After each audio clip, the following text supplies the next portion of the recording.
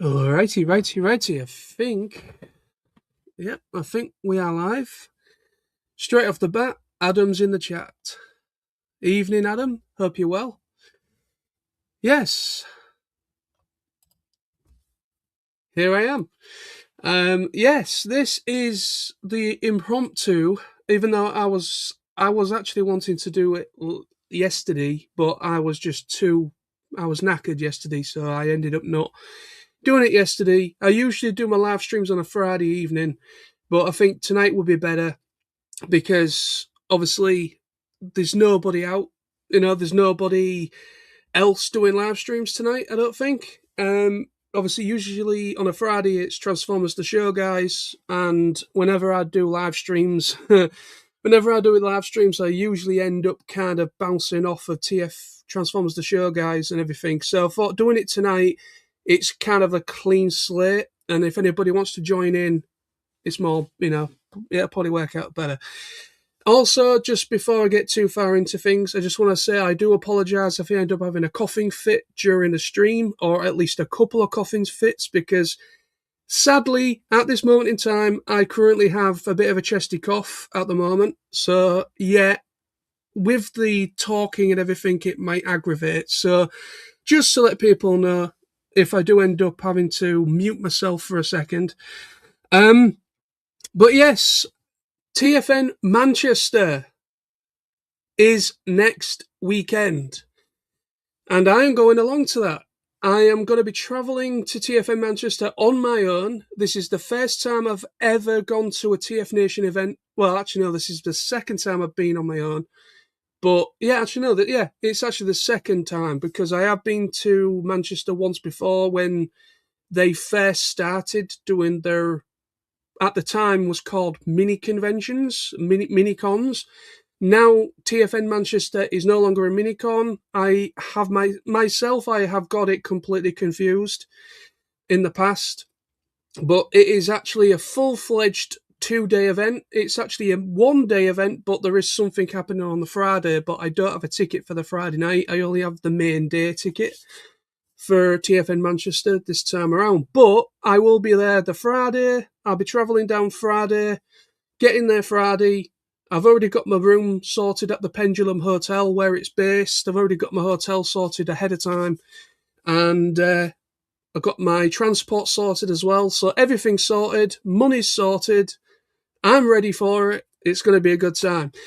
So I'm going to have a guest on tonight. At some point this evening, whenever he's free. I've asked if my good friend Sam, 000Firestorm, would like to join me this evening, mainly because, yes, Sam is not going to TFN Manchester next weekend, but he is going to TFNation in July, August.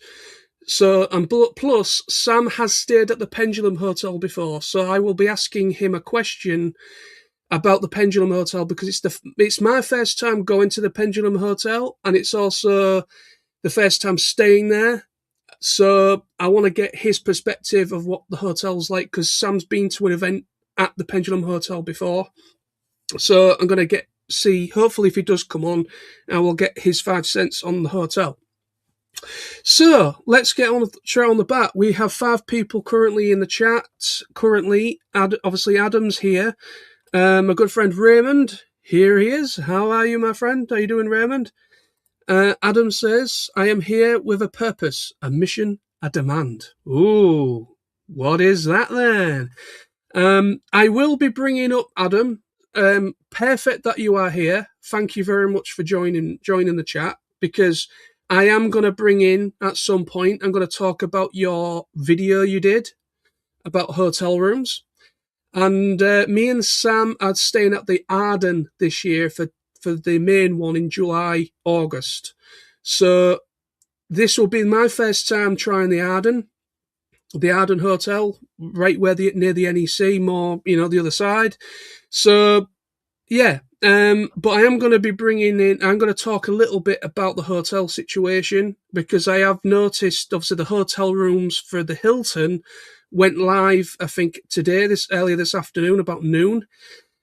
So people have been kind of asking questions online about the hotel stuff. So I'm going to talk a little bit about hotels, not too much, because I think me and Tony are going to do a live stream nearer the time at some point. I think Adam and Tony Sound of SG1, I think we're going to come together, all three of us, and talk about hotels and stuff a little bit later on, more nearer the time of the main TFNation event. But I am going to talk about your video and try and get some more eyes to your video, if possible. Silver Moon Sam, the real Sam. Hello, how you doing? Adam says again, when you get to Manchester, you will let me know so I can make sure you get to the venue. I knew this would happen. Because when I went to Manchester for the first time, I am familiar with Manchester, but the Piccadilly station. I know the Piccadilly layout because I have been to Manchester before. I have been to Manchester a few times, and I'm more familiar with Piccadilly station. When I went before, for some reason, from Hull to Manchester, there was no train from Hull to Manchester going to Piccadilly. So I had to change, or I had to go to Manchester Victoria station, which is right at the far end, the other side of Manchester. So, yeah, I ended up getting lost. And thank you to a few people, mainly Jermaine, over phone call, helped me get there. Jermaine, Adam, and a few people very kindly helped me out. So I just want to say a big thank you for that, because I ended up getting stranded for about 3 or 4 hours walking around Manchester. I asked 2 taxi cars, because obviously I'm not familiar. I didn't know how far away I was from the hotel. I found out later, obviously I found out when I finally found it, I wasn't actually that far. I must have gone round in circles without knowing. And but I was right at the latter end, and not knowing that area and how built up Manchester is, I got really confused. So, but yeah, the Pendulum Hotel, I believe, is not far from where the coach station is, because I'm going up by National Express coach like I do for Birmingham. So I'm going up by National Express coach. I'm getting off at the coach station, which is literally a stone throw away from Piccadilly station.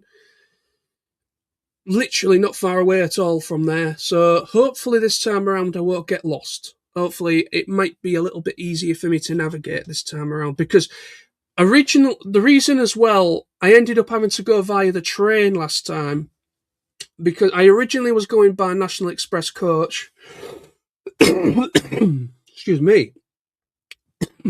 Like I said, coughing fit. Hang on a sec. Let me just mute myself. There we go. All right, just give me 1 second. Sam's here. Just give me 1 second, Sam. Right, so, what was I saying? Yeah, basically, the first time around, I went up by National Express coach. I booked a National Express coach to get there the first time around as well. The last time I went to a TFN event in Manchester.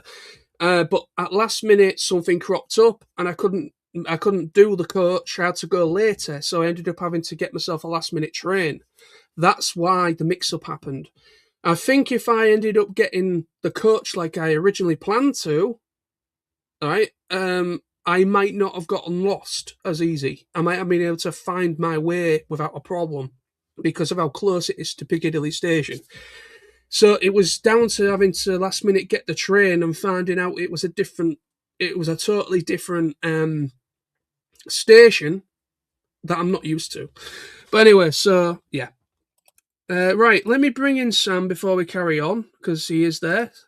Hey Sam, how you doing? Morning, evening. How are things going in back home? Sorry, I know you're currently away at the moment, but I didn't realise you was on a different time zone. No, just I'm running everything through the phone, so. Well, if you have some connection issue, don't worry about it. I mean, I've already had a couple little things come up on the screen. Oh, what now? I have alcohol. Oh, great! Alcohol, which is great. This can only go pear-shaped. So we've got some nice strawberry alarm cider. So, Nice. always good. You can't go wrong with Copperberg. No, you can't. Straight off the bat, before, obviously, I've only just gone live in the past 10 minutes, really. Well, 5 minutes or so since you came on. But one question, because you've stayed at the Pendulum Hotel before, haven't you? Yes, once. Yes, once. But I just wanted to get your thoughts of what the hotel's like, because obviously it's my first time going to the Pendulum Hotel and also staying there. And I just want to kind of, if anybody else watches this and then going for the first time, I just wanted to get someone's perspective of what the hotel's like. So that's the question. So what is the Pendulum Hotel like? Is it any good? Are the rooms all right? And is it close, very close to the Piccadilly station? Things like that. Yeah, it's all in all, it's a nice hotel. Very much a conference hotel. The rooms are nice. The breakfast service is nice. It's not far from the train station, probably about 15-20 minute walk.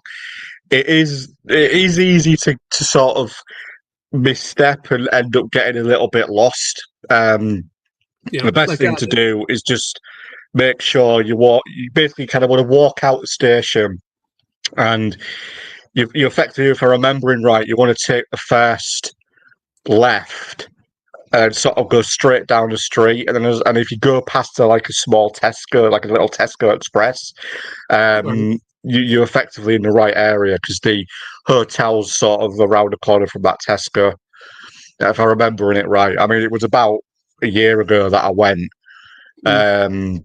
But yeah, it's a nice hotel. It's not too badly located either. It's fairly easy to get to. Nice one. Like I say, I mean, I'm going up by National Express coach, like we do for Birmingham. Let me just get you off the screen. There we go. But yeah, I'm going up by National Express, but literally the National Express coach station, if I remember rightly, is practically a stone throw from Piccadilly station. So it's pretty much just on the other side. You know, when you walk out the main doors and you've got that little walkway going into the city centre?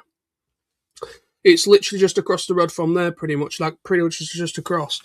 So I think, obviously, the first time I went to Manchester for a mini-con, Adam's in the chat and he's already brought it up. I got lost. I ended up having to go to Victoria Station with Manchester Victoria, and I don't know that station. So I don't know if I come out the wrong exit or whatever, but I don't know. But I ended up getting lost. And it was thanks to Adam and Jermaine and a few other people that helped me kind of find my way. So that's mainly part of the question, reason why I asked the question, and also for other people's benefit as well. But anyway, so we've got Adam in the chat, we've got Raymond, we've got Silver Moon, the real Sam. She's in the chat as well. Wait, let's get caught up with the chats. Speaking of real Sam, for TFNation, the fake Sam t-shirt is on the way. So I will be wearing a t-shirt that says fake Sam on it. I am going to be wearing that at TFNation. You should see about getting one for Sam Silvermoon as well as real Sam, fake Sam. We just have you both stood next to each other, pointing at each other. That'd be a perfect photo opportunity. That would be good. That would be good. But anyway, so how was things with you? How's your break been? I know you're currently in a caravan at the moment. Yeah, it's not bad. Definitely needed it. Spent the last few days sort of kind of getting that point where, you go away and your body starts to realise you're not at work anymore, so you can start to feel tired and not great, and then slowly you start to feel better. So yeah. Like the last 2 days, I like Wednesday I didn't feel particularly great. Thursday, Friday didn't feel too great. Today I feel fine. I mean, I've got another week to go yet. Static, I mean, is quite nice. Quite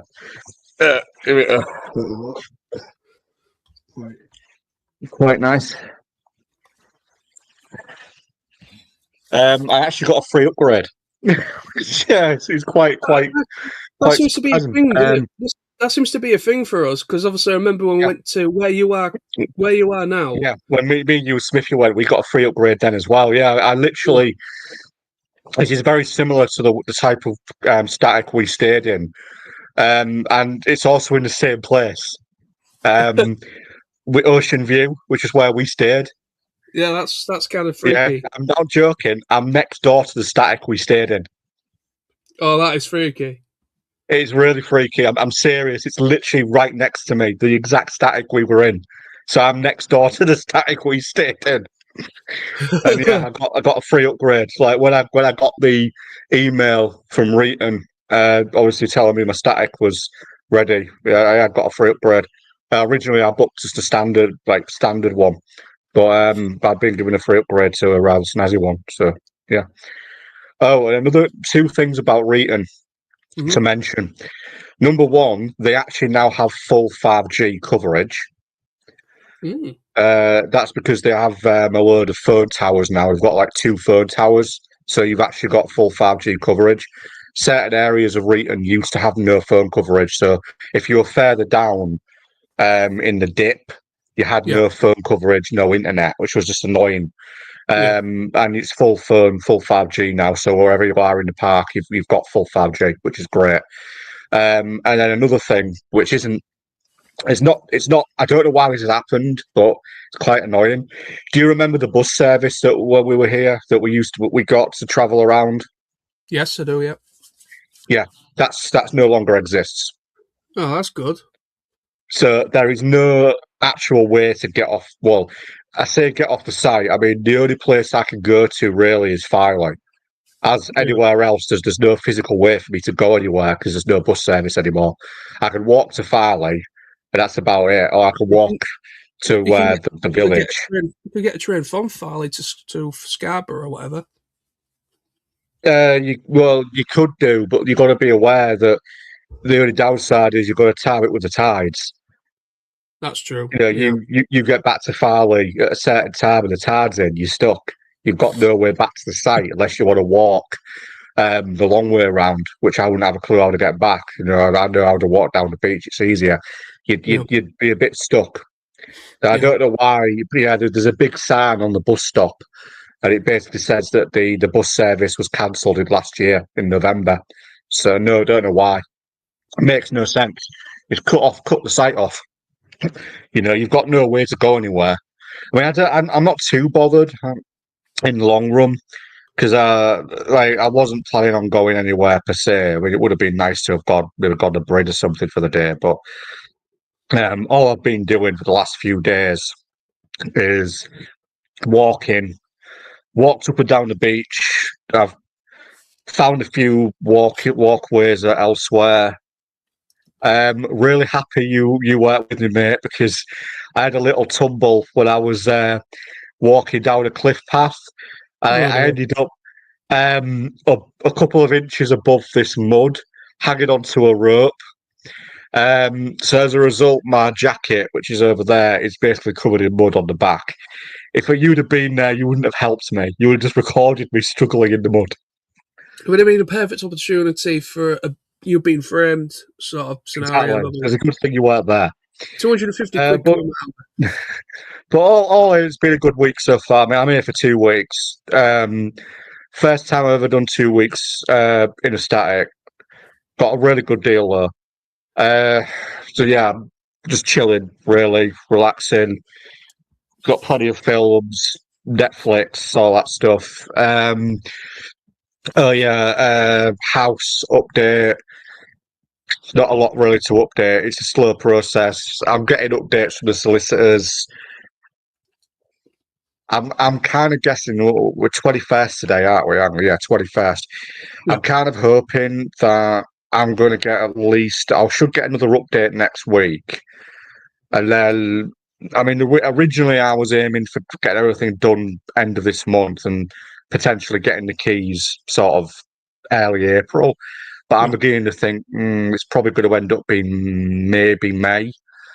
It's because basically just to sort of give you all a little bit of an update on what's happening with me. And obviously, those who may not know, I'm in the process of buying a house. Yeah. And basically, there's one thing currently with the house that is in the process of being done, and I get the impression that's why things have slowed down a little bit.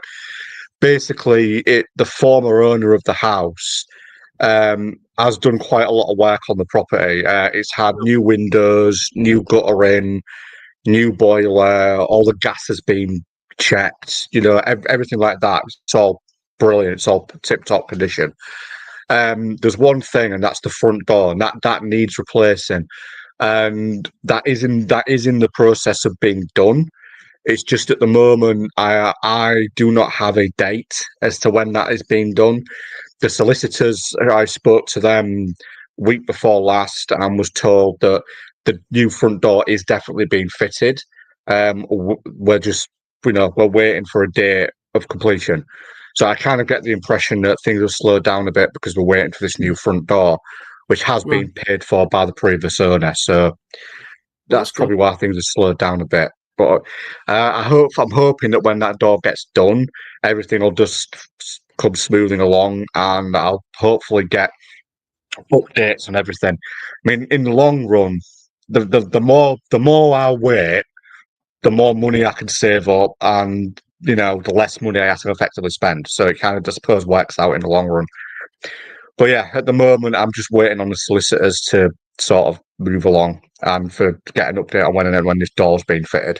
So that's pretty much everything up to date on me and process of buying house. So Okay. As it is. Oops, didn't want that. Hang on.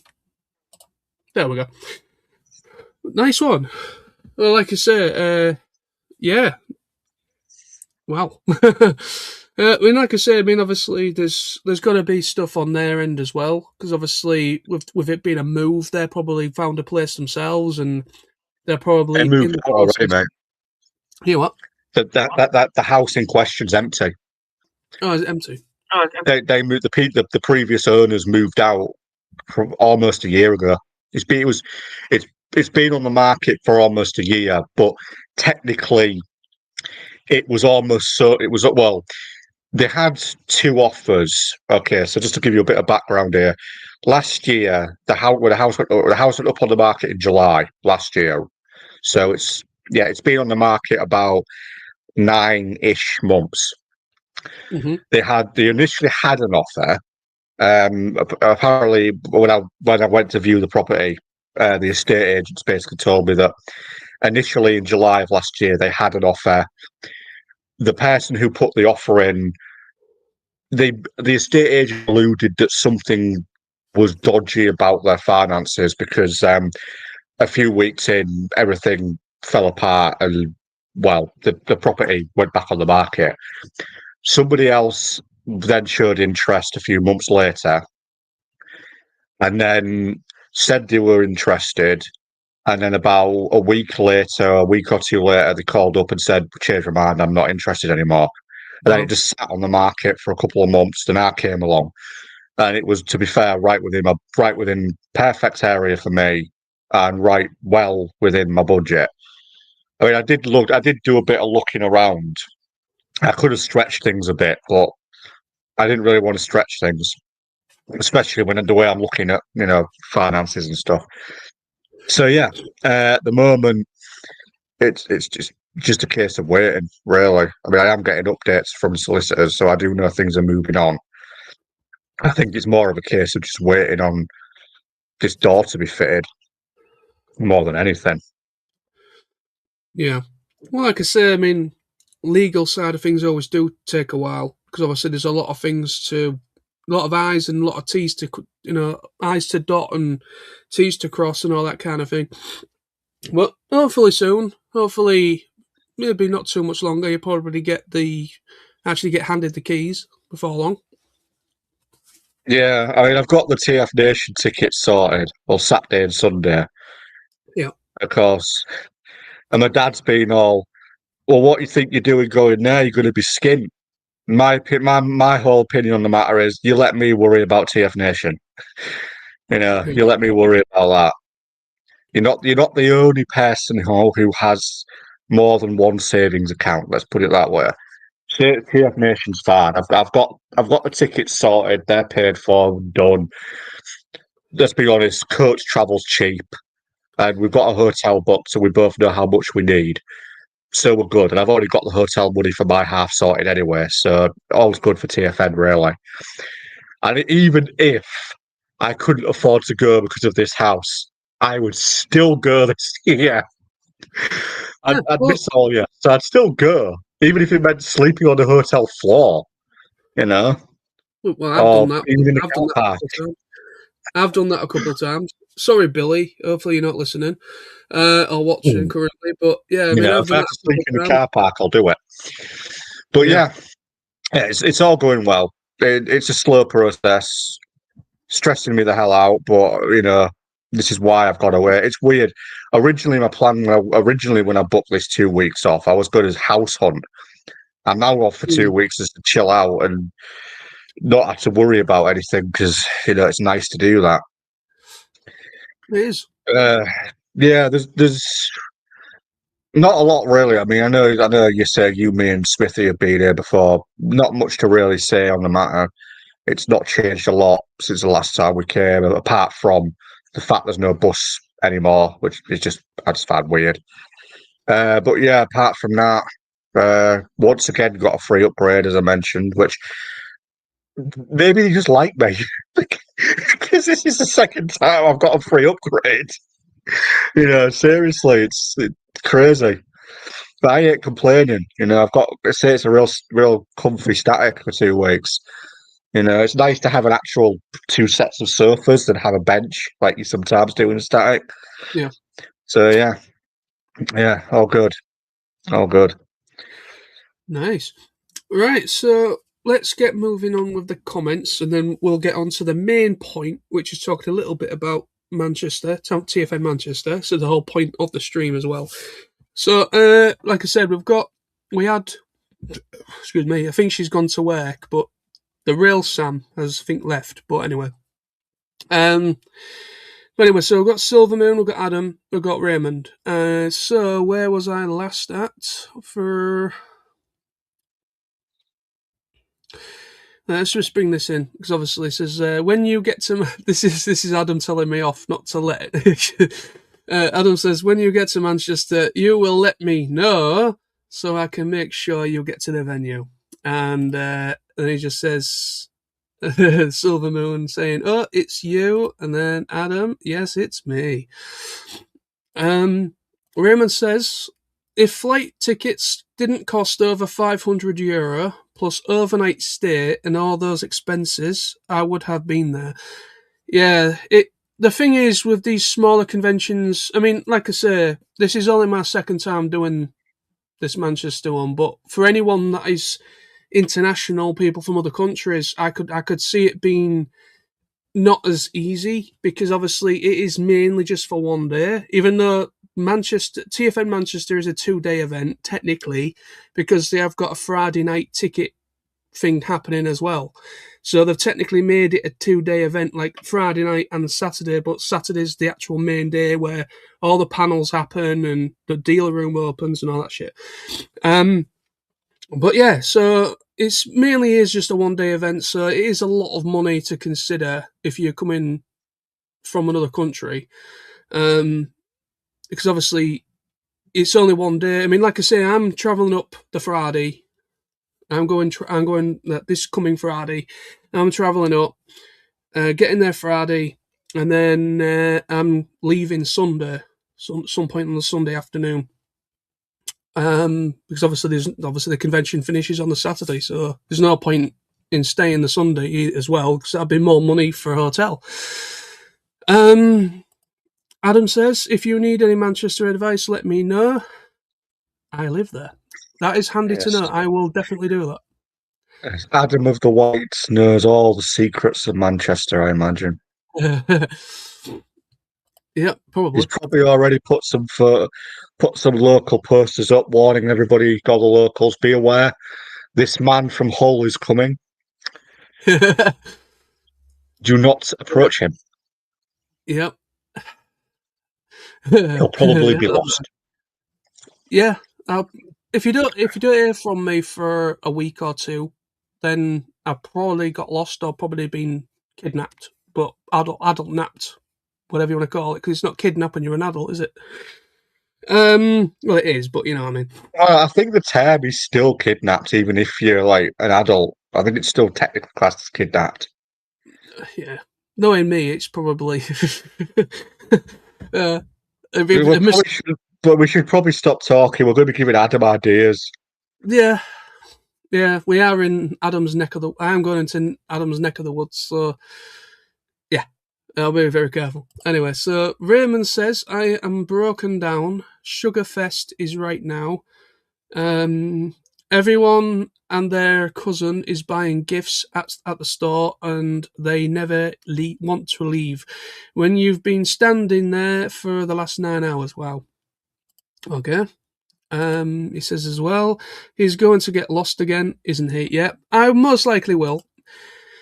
Yes, it's only 200 metres from Victoria to the centre of Manchester, but the tram network is a little confusing. Yeah, it was the trams that actually confused me, because I thought I was further away than I thought I was.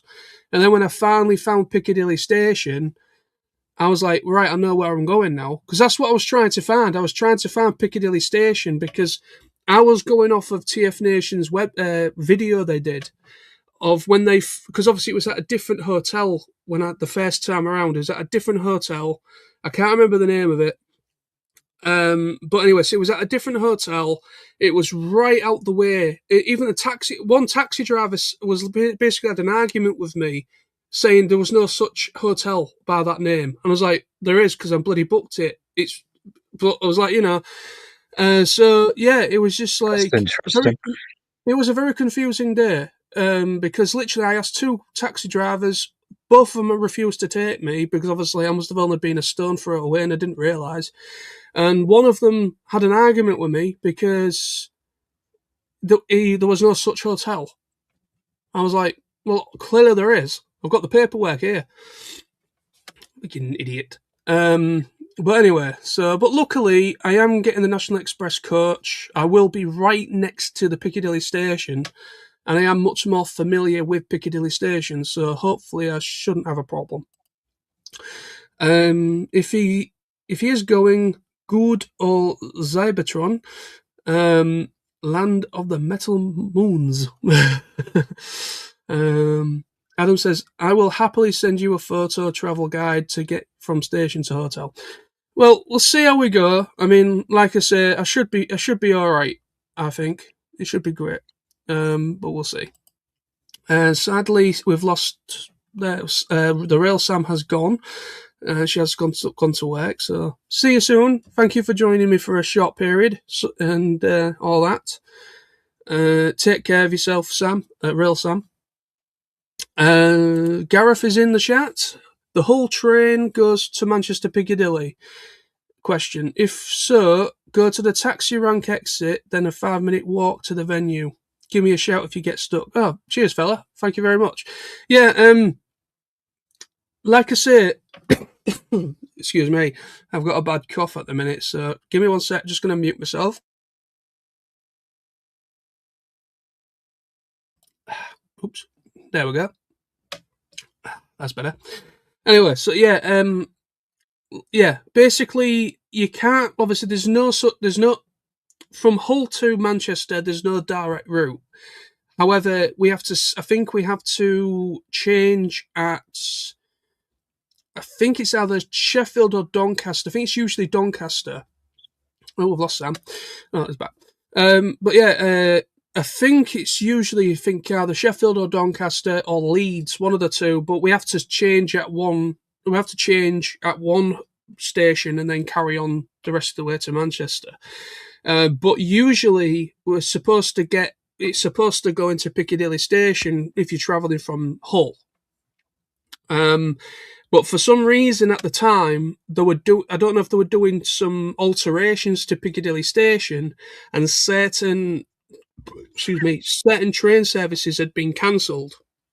So they diverted a lot of it to Victoria to pick up the slack, sort of thing. So that's the reason why I ended up getting lost. If you go out the main entrance, it is more of a trek. Yeah, okay. The coach bus station is around the corner from the venue too. Oh, fantastic. So, yeah, I don't think I'll get lost then, because literally the coach station, I'm going by National Express, like I said. So I'll be getting there the Friday. It should be hopefully daylight. It might be pissing down with rain because obviously, let's be sure, it's Manchester. It's always raining in Manchester for some reason. But I will be getting there Friday afternoon or early afternoon, so it should be daylight. When I arrived, it was pitch black. So the part of that was also, because obviously with it being nighttime, that also was confusing to get around. So, but I should be okay. Raymond says he's not blaming TFNation for him getting lost. You see, no, not at all. It's not their fault. It's Manchester taxi driver that refused, the two taxi drivers that refused to take me, and one of them had an argument with me saying, "There's no such hotel." I was like, clearly there is, idiot. Adam says, yeah, it's a short walk, but easy to take the wrong road in an unfamiliar area. It is, 100%. We are proud of our rain. Thank you very much. Let's just put it this way. Like, obviously, I work with a lot of people. Obviously, when I work with a lot of people from different countries, from other parts of Europe and so on. And I always say to people, saying you might as well rename the UK the wetlands, because literally obviously other parts of the UK, obviously other parts of the United Kingdom, get more rain than we do. But like Scotland, for instance, if you live in the Highlands, they get all the bad weather. But yeah, it's just like we might as well call the UK, just rename it wetlands, because it's constantly always raining. And whenever they see me just stood in the rain, they're like, "Do you want to get on this bench here?" And I'm like, "No, I'm English. I'm used to it." Adam says the taxi driver wasn't wrong. That hotel had literally just changed its name at the time. Ah, okay. I have no idea. It still had its old hotel signage on when the TFN went on. Oh, right, okay. I don't know. Anyway. Right. Well, anyway, so I think I'm all caught up for the moment on chat. So let's bring in. I've actually got it already thingied up. So TFN Manchester. So this is just an overview. Talk about some of the guests who are going. There's been 2 more guest announcements for TFN Manchester this past week. So I haven't spoke about them yet in video format. So I'm just going to kill 2 birds with 1 stone and do it in the live stream. So poor birds, but you know the point. But anyway, so here we go. This is the TFNation website, where you must go. You must go to the TFNation website for all the necessary information you are clearly going to have to need. So this is where's Sam? Oh, Sam's gone. Anyway, he's probably lost his connection. Anyway. But anyway, so let's carry on. So here is the TFNation website. Hopefully you are seeing this perfectly fine. Let me get rid of myself off screen, because that is a little annoying, and let me get rid of this comment for a second. So TFNation, or TFN Manchester 2026, is going to be over the 2 days of 27th and the 28th of March. Now, obviously, that is a Friday and a Saturday. The main day is the 28th. So it says a 1 day plus 1 evening convention for Transformers fans based in Manchester, UK. Keep checking back for information on tickets, guests, traders, and panels. The venue, our Manchester venue, is the Pendulum Hotel. And Friday evening ticket, I don't have a Friday evening ticket because I was trying to save money. So I've just gone for the main. I've just got a ticket for the main day, the 28th. So here's some of the guests going along. I'm not going to click any of the links, because I think how this this web page thing works. If I click a link, it won't go to that link. It will it goes a bit funny. But anyway, so we've got a guy called Frederick Pham Cheong. He is. I think this is actually his debut as a guest. He's an artist. This guy right here. So he actually, from what I can gather, he is the one that, when they did the Titan reveal for Battersea Power Station, he was the guy that designed that Titan, I believe, or worked on it. So he's going to be there. And then we've got Chris Carter, artist, who is also somebody that helps the TFN crew a lot with things. So he's going to be there, but he's also a comic book artist. So if you're familiar with Chris Carter's works, he's going to be there. Nick Roche, obviously everybody seems at this point knows who Nick Roche is.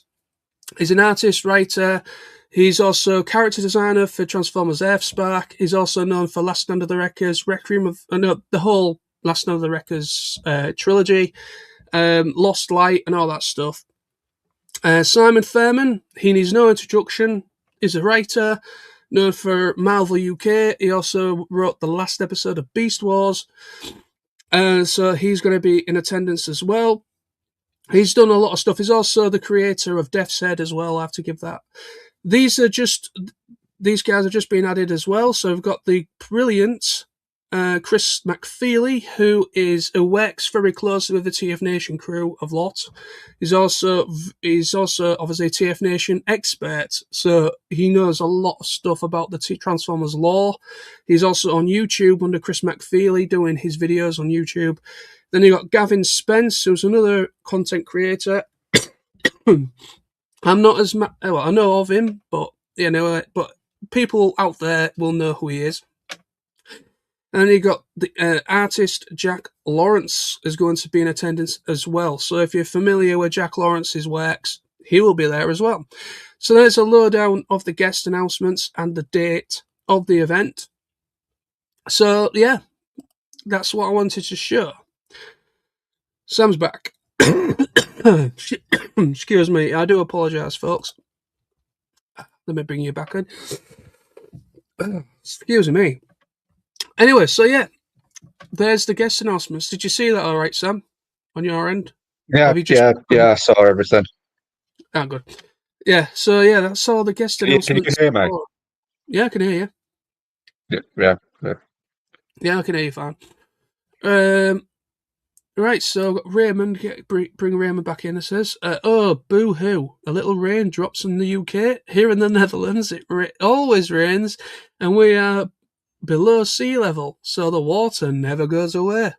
Oh, anyway, yeah, that's true. But there is parts of the UK that is like very hilly, and where we live, literally right where I live, I live on an incline of a hill, and I remember, I think it was around 2011 time, 2011 time, give or take that ballpark of time zone, we flooded where I live. I live in Hessel, which is just on the outskirts of Hull. And so, yeah, basically we flooded. We had massive torrential rain. I think we had something like 2 weeks worth of rain in one day, something mad like that. And the River Humber broke its bank, and we ended up completely flooded. So the whole where the Humber estuary, everyone that lives down there, all ended up getting flooded out. It ended up going right into Hessel Square, which is literally just down the road from me. And luckily, we didn't get.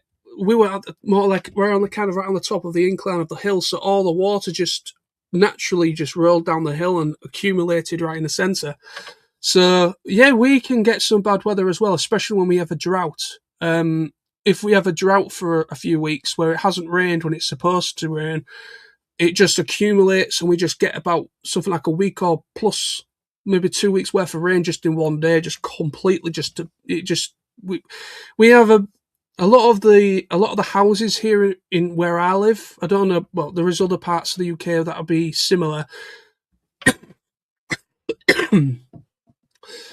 There are some houses that are built on what they call fault lines, or like flood areas that were like at a point in time when there was a massive cry out for new housing during post World War Two.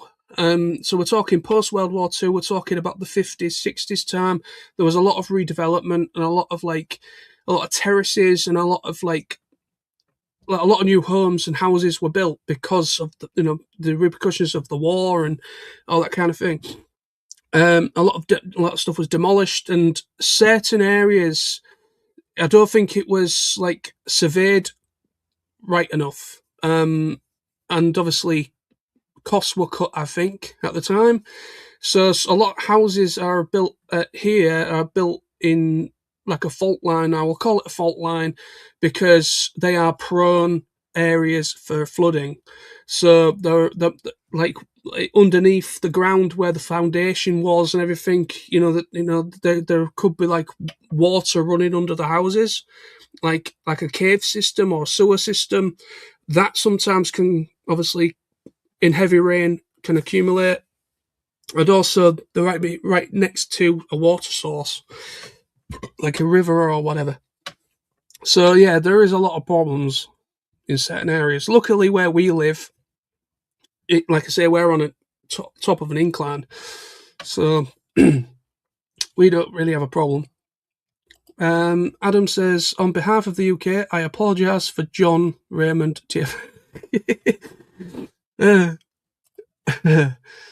Adam says, what are your plans for Friday? I hope to be out socialising with a few folks. To be honest with you, I've got absolutely no plans for the Friday. Like I say, I'm just going to get there, find where I need to be, get checked in, drop my bag off, because I'm solo tripping or solo travelling. So I'll be getting there and probably just try and get my bearings and check out the hotel, what it's like and everything, to see where people are accumulating, where people currently are travelling the same day. So on the evening, or whatever, at any point, I'm not really going to have any plans at all, really. I think I'm just going to play it by ear, really, see what happens. Obviously, the Saturday's the main day anyway. I just thought it's just easier for me because I know Manchester isn't very far from Hull. It's about roughly 2 hours by road, by car, roughly by train as well, depending on traffic. So it's not far, but I just think me having to go to Manchester, there's no point of me like travelling Saturday because I'll miss most of it. I will miss most of the morning's panels and everything because obviously my preferred transportation going to things is National Express because it's cheaper than the train. And basically, yeah, I'm just going to put it. I'm not going to go down that tangent again, but yeah, it is a lot cheaper, National Express coaching. But they have preset times throughout the day, so that's obviously scheduling. And the earliest I can probably get into somewhere is anywhere after 10 or around about 12, 11, but anywhere between 10 to arriving in Manchester, I'm talking about, would be in the ballpark of 10 a.m. to about 12, in that ballpark. And then I've got to find where I need to be and all that kind of jazz. So I could end up losing or missing out on about the first 2 or 3 hours of the convention once I've got checked in, once I've dropped everything off. So I'm not going to get much for my money, you know what I mean? So it makes sense. Yes, I've got to pay out for a hotel room for one more night, but it's more beneficial for me to travel up the day before, even though I've got no plans and I ain't got a ticket for it. So I'm just literally just going to socialise and see who's about that day and chill out and have a few drinks. You know, that's the plan. Raymond says, Frederick Farm is a cool guy. Several years ago, I hosted his panel at the cons in Germany. Very cool. Gareth says you should hopefully enjoy this venue as it has 2 trader rooms, so it keeps things a bit more chilled. Sweet. That's a good idea, actually. Because I will say, from obviously the other hotel at the very first TFN event in Manchester, obviously it was a very small, compact little area. Everything was in that room, even though it was a great event. And at the end of the day, they did a good job. The TFN crew did a great job with trying to kind of use what space they had, but it was a very small. It was a very small little dealer room, and also the panel stuff was in the same space. So you had like a little seating area for the panels, but you couldn't hardly hear the PA system. They had a and I'm not saying this in a bad way, but they had a pretty bad PA system at the first one, and it was a bit quieter. And obviously, it was in the same room as the dealer room, so you've got people naturally buying stuff and talking over the PA system, causing problems with understanding what was going on. So that was, I think, the part of the reason, and also probably because the numbers were going up out of interest. So that's why they've gone to the Pendulum this time around, or for the last couple, has been at the Pendulum. So obviously expect bigger space, and like Gareth just said a moment ago, like right now on the screen, they've got 2 spaces for a dealer room, for the dealer room side. So it's better. It is better, and obviously it might help with acoustics, it might help with sound when it comes to the panels as well. Raymer says there he lives on an incline. The Netherlands is flat. Gareth says reference Hessel flooding. Bloody hell! I lived not far from there for a while, but to be honest, Hull is pretty damn flat.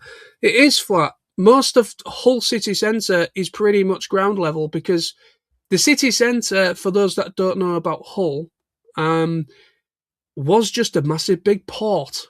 It was just a big body of water, and where all of it is now being filled in and being built upon, the Princess Quay Shopping Centre was once Prinny Dock.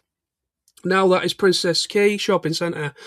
Then you had Vicky Dock area, or Victoria Dock, and then you've also got where the Hull College is. That was also a dock. Oh, that's all been filled in. So pretty much it is just reclaimed ground, man-made ground, basically, where you currently now walk is all. The whole city centre has been completely remodelled over the years, ever since after the war. Again, it's all post-war, because Hull was completely obliterated. Literally, it's not mentioned very much in documentaries, but Hull was the second largest city to be affected by the Blitz. We got literally annihilated. A lot of our historical buildings were literally gone. The only buildings that survived or was reconstructed were the ones that you see currently at the moment in Hull, which is the help me out, Sam. The building, I've forgotten the name of the buildings. They've gone out of my head. Right in the city centre where Which ones are you on about specifically? Right in the centre where the statue is. I mean, that statue of Nelson. No. The Queen Victoria. Oh, you mean Queen Victoria Square?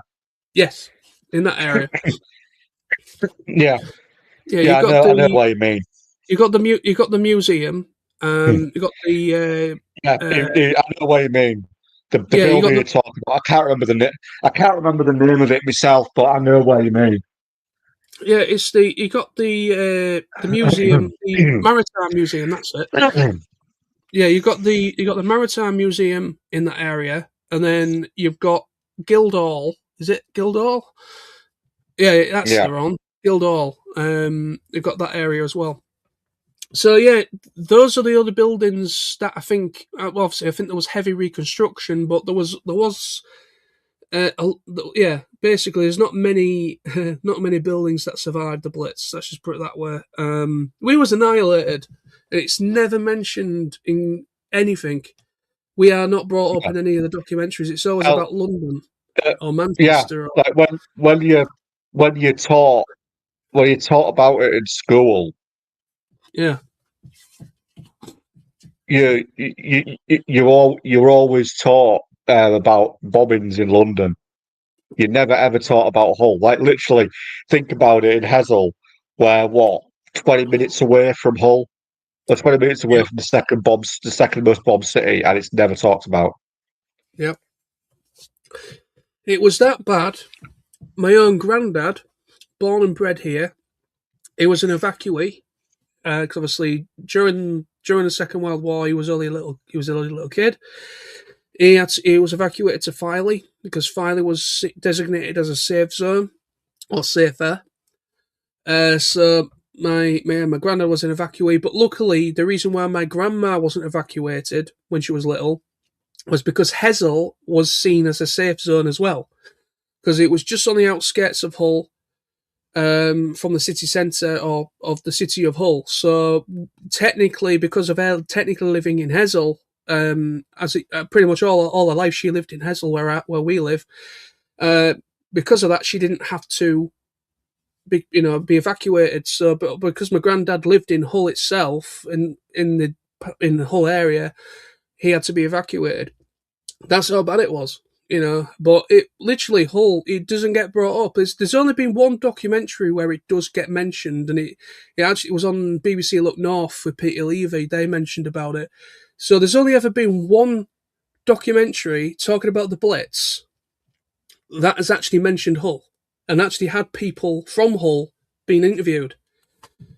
It's ridiculous, but it's all political shit. That's what it is, because basically Hull's always been looked down on by those in Westminster Abbey, in the Houses of Parliament. Yeah, basically London is up there, everyone else is down here, because we were seen as a working class city, you see, because of our fishing heritage and all that. So we wasn't really seen. Obviously, they loved the docks, because Immingham docks. We were obviously a massive dock. Obviously, we were respected for that, but that's about it. That was about it. Hull is not respected, like a majority of other cities in the UK. A lot of them are kind of forgotten about, but Hull was one of them. And obviously, let's just not go down that much longer, but that's what we go. Anyway, Gareth says it also has a separate speaker room for the trader room. Oh, nice. Adam said, "What are you looking forward to at the event? Any guests or figures who are aiming to get?" Well, like I say, going to any events, I do not really go with a plan, like a shopping list. I'm just going to see what's about. I'm just going to see what's about. I'm going to obviously check out Toy Fu, as you always have to, or should do. Have a look around in demand. Usually when I go to TFNations, I always go... I know this sounds bad, but usually I usually always go to in-demand toys. They're usually always my port of call, first off. If I've got something in my mind that I would like to pick up, I always go to in-demand toys, because they never seem to fail me with finding what I want. Kapow toys it's so difficult to get anywhere near Kapow whenever they're at an event, usually August. Kapow toys, obviously, they're great at what they do. They're a good online store, and obviously they have a physical store as well, but they're good at what they do. So of course they get a lot of demand, and they've got a lot of people through their table, obviously. But for me, because usually when you go through the main doors, I'm talking about the August one now, the main TFNation event, you literally walk through the doors. In demand is usually pretty much right there as you walk in. So it's just easy for me to just walk straight over. Oh, thank you very much indeed. That's what I want. Bye-bye. Good go. Because literally I managed to find Masterpiece Ranox. That was one thing that I wanted, obviously. Beast Wars, come on. And I was like, this is a tall order. No doubt, with him being a masterpiece and his Beast Wars Rhinox, everybody loves Rhinox. It's going to be very difficult, and I probably won't get one. But luckily, I walked in, and within about 20 minutes of me walking into the dealer room of that year, I got everything. I got everything I wanted. Thank you, Winderman Toys. And I was late as well. I was over an hour late going in. Basically, I never do early opening. Early entry. I don't do early entry going when it comes to these events. I usually go in when the doors open for general tickets, general opening times. I slept in a little bit that morning and went in for breakfast. I was having a bit of a sluggish day, as you do. That's usually me. In the morning, I'm very sluggish, waking up. And so I come out of breakfast and I'm like, what time are we on? Oh, shit. And I was like, oh, bloody hell, what time are we on?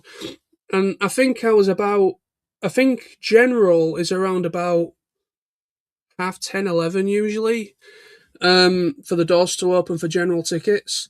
I think I got in there at gone 12. So I'd already missed about the first 2 hours, but I still managed to get everything that I was looking for. So, yeah. But like I say, just to answer the question properly, I don't go for anything in particular.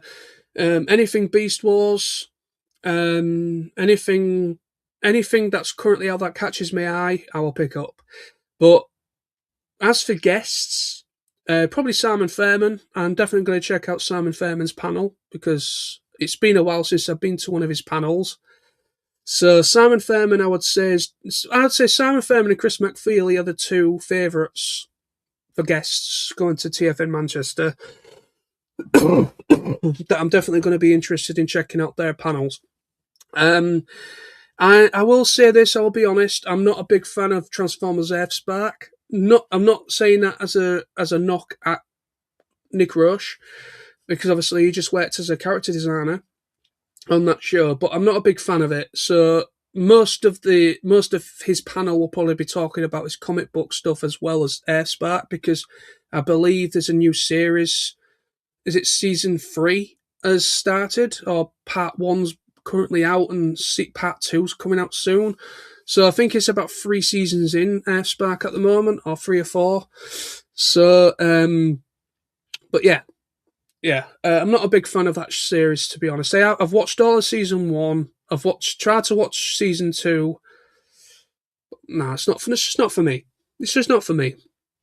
So, but for me personally, when it comes to panels, I'll be definitely checking out Simon Fairman's, and I'll be checking out Chris McFeely's, or whatever he's doing at the event. Maybe Gavin Spence as well. He might be a good shout to check out something from as well.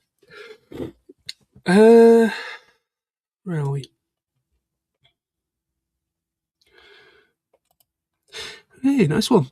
David World Toys 784. Hello. First time here. Who are you guys? And how you were part of the TFNation group? Oh wow! I've got to actually introduce myself to somebody. Well, at this point, we're old.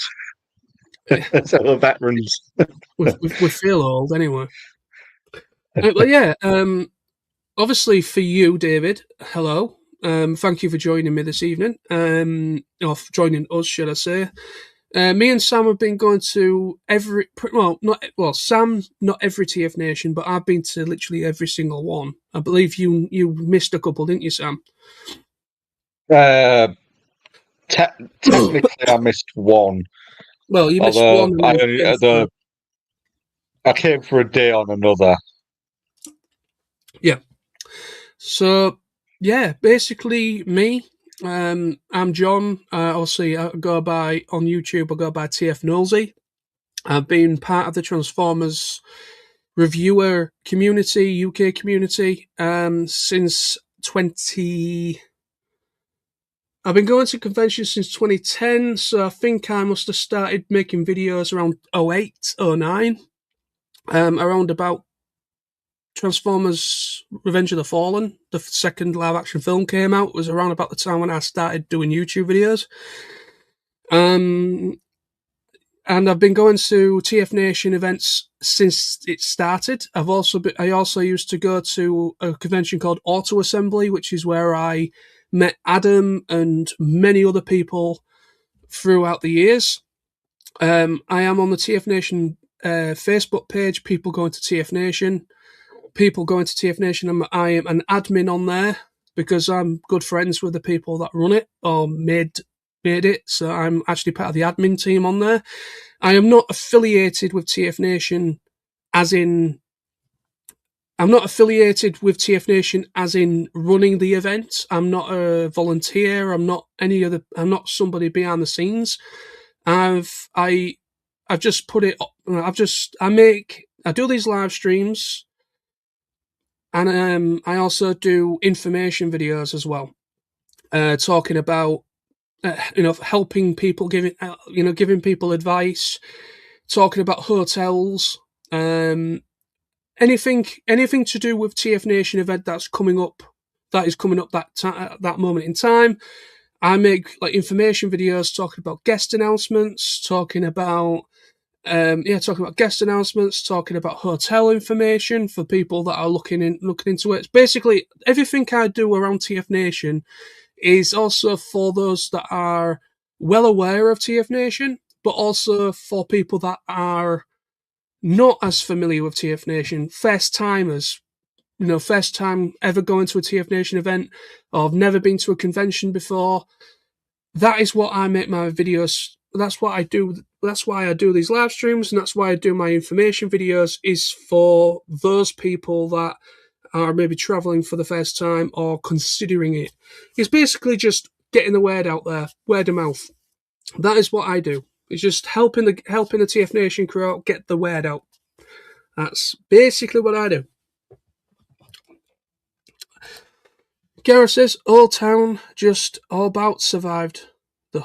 Yeah, it did, yeah. Old Town, yeah.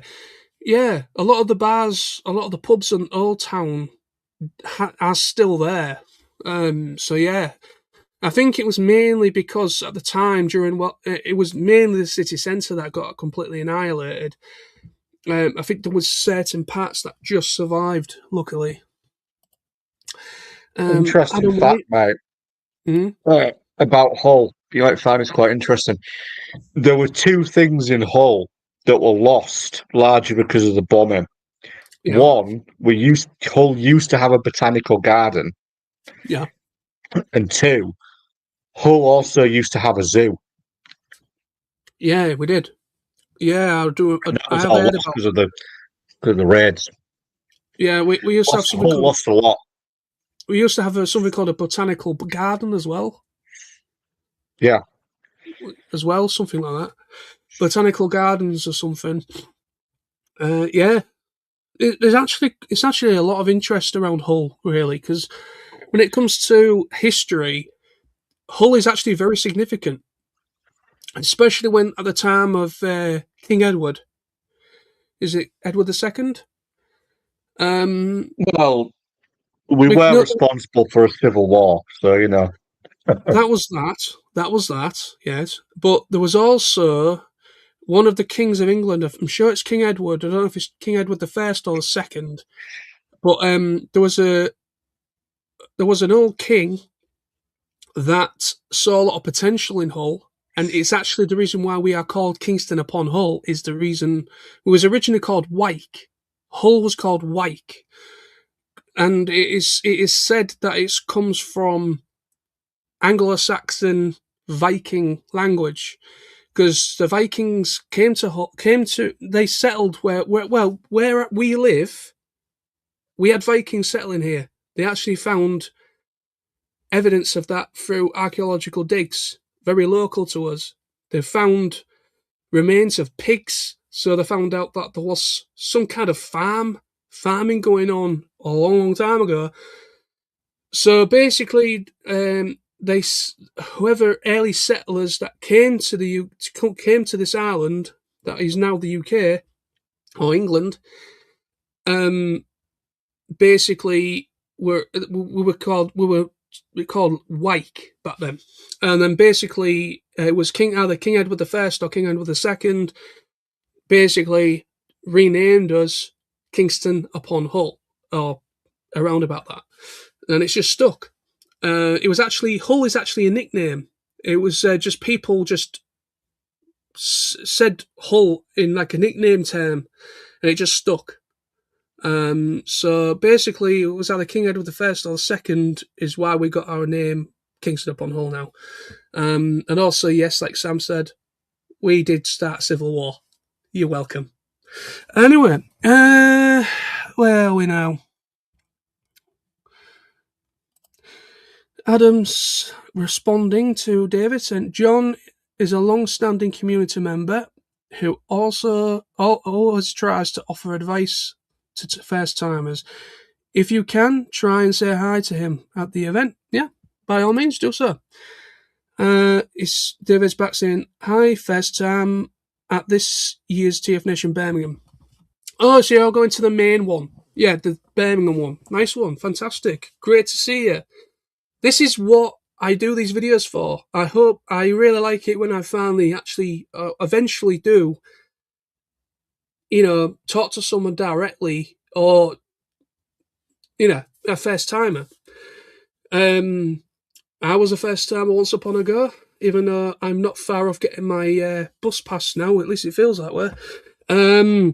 But yeah, so yeah, I mean, if you see me about, David, if you see me about in Birmingham, the TFNation 2026 in Birmingham, if you see me walking about, by all means, come and say hello. I speak to anybody. I will speak to anybody. I always like to meet new people, first timers. If there's any advice, if there's anything you'd like to ask me as an attendee, not a guest or not as part of the TFNation staff or the organisers, if there's anything in particular you want to know from just a normal attendee, feel free to ask here if you want to. There's no pressure, but if you want to ask me a question about what TFNation's like, then go ahead, because I'm going to be here for a little bit as possible. So there's plenty of time to ask me a question if you want to. We're only a little over an hour anyway, so still got time. Raymond says, TFNation, once you get in, you'll never get out. Especially with Adam on the door. You must pay to get back out. Oh. Really funny. Adam, I know that's true. We've never left. No, you like sort of way back when it was Auto Assembly. Yeah. 2010 Auto Assembly was the first Transformers convention we went to, and my God, mate, that year I will never forget. Not only did we have to buy travel cases to bring all the crap home that we bought. Oh yeah. I dare even say out loud how much we probably spent. But when I got home, all the stuff I bought covered the entire floor of the back room. So yeah. Yeah, that is definitely to you, David. Directly to you. Obviously, I don't know if you've ever. Is this your first ever convention period, or is it just a TFNation event that it's your first time? Because I will say to you, just as a little bit of advice, you don't have to take it. You don't have to take heed of it. It's just advice, just friendly advice. I'm not gonna force my advice onto somebody if they don't want to accept it or whatever. But with it being your first TFNation, and it's actually going to be the Birmingham one, which of course is the main one, it is busy. It is incredibly busy, and you will be hit by a wall of, oh my God, I have never seen so much toys in one room in my life. That happened to me and Sam, my good friend right here. That happened to us back in 2010, and as a result, a lot of monies was exchanged, and yeah, we got hit by the bug massively. And like Sam said, we have to buy a second suitcase just to get everything home. I dread to even think how much I spent. Obviously, over the whole thing, like food and refreshments and stuff is one side of it, but a large amount of that money went towards the toys. So, but yeah, just take your time. If you feel everything's a bit too much, take a break. Nobody will think any less of you for doing that. Take a break.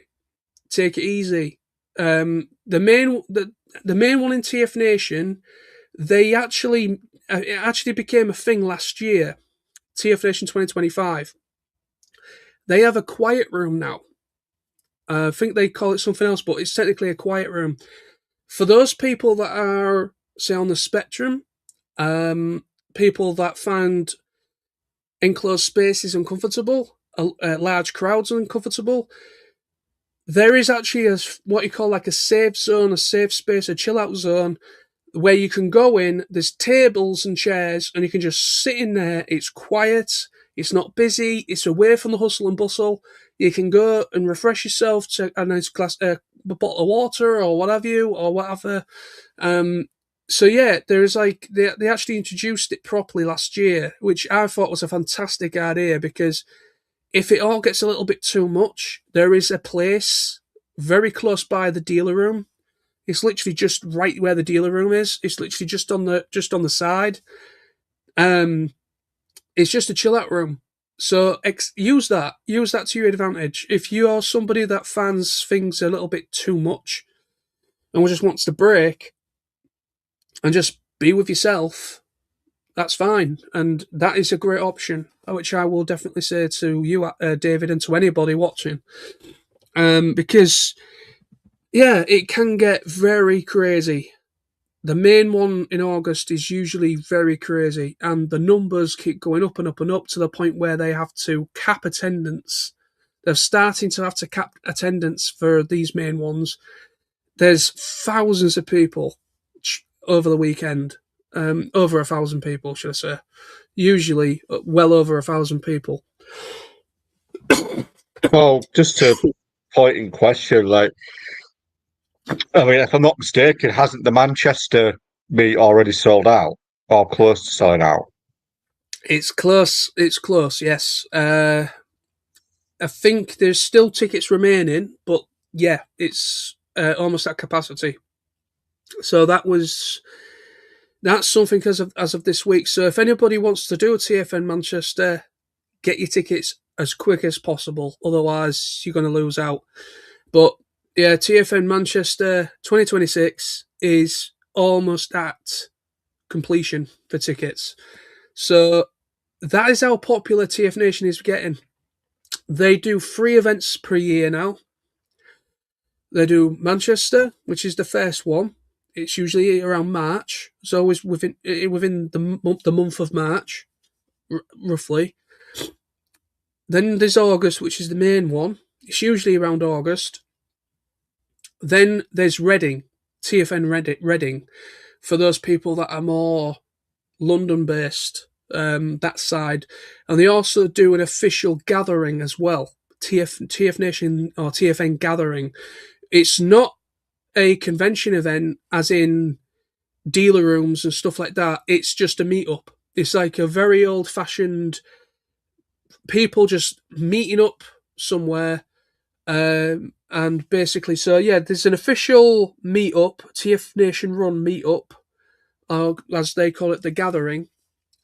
And then there's 3 main actual convention experience events as well throughout the year. So there are busy guys. There's a lot going on for TFNation throughout the year.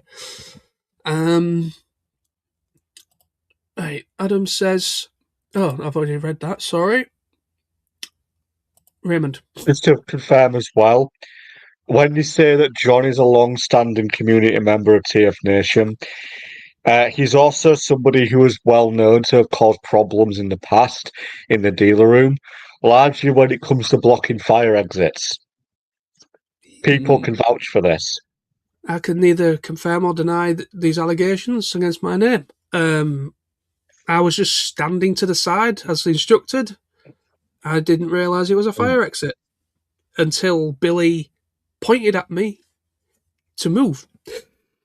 Anyway. And also, you once completely missed a shout out. I forget who it was, but one of the guests literally shouted you out on stage to thank you for your YouTube videos, and you weren't even in the dealer room when it happened. Yeah, that was Andre Sagaluza, the voice of Sideswipe in Revenge of the Fallen.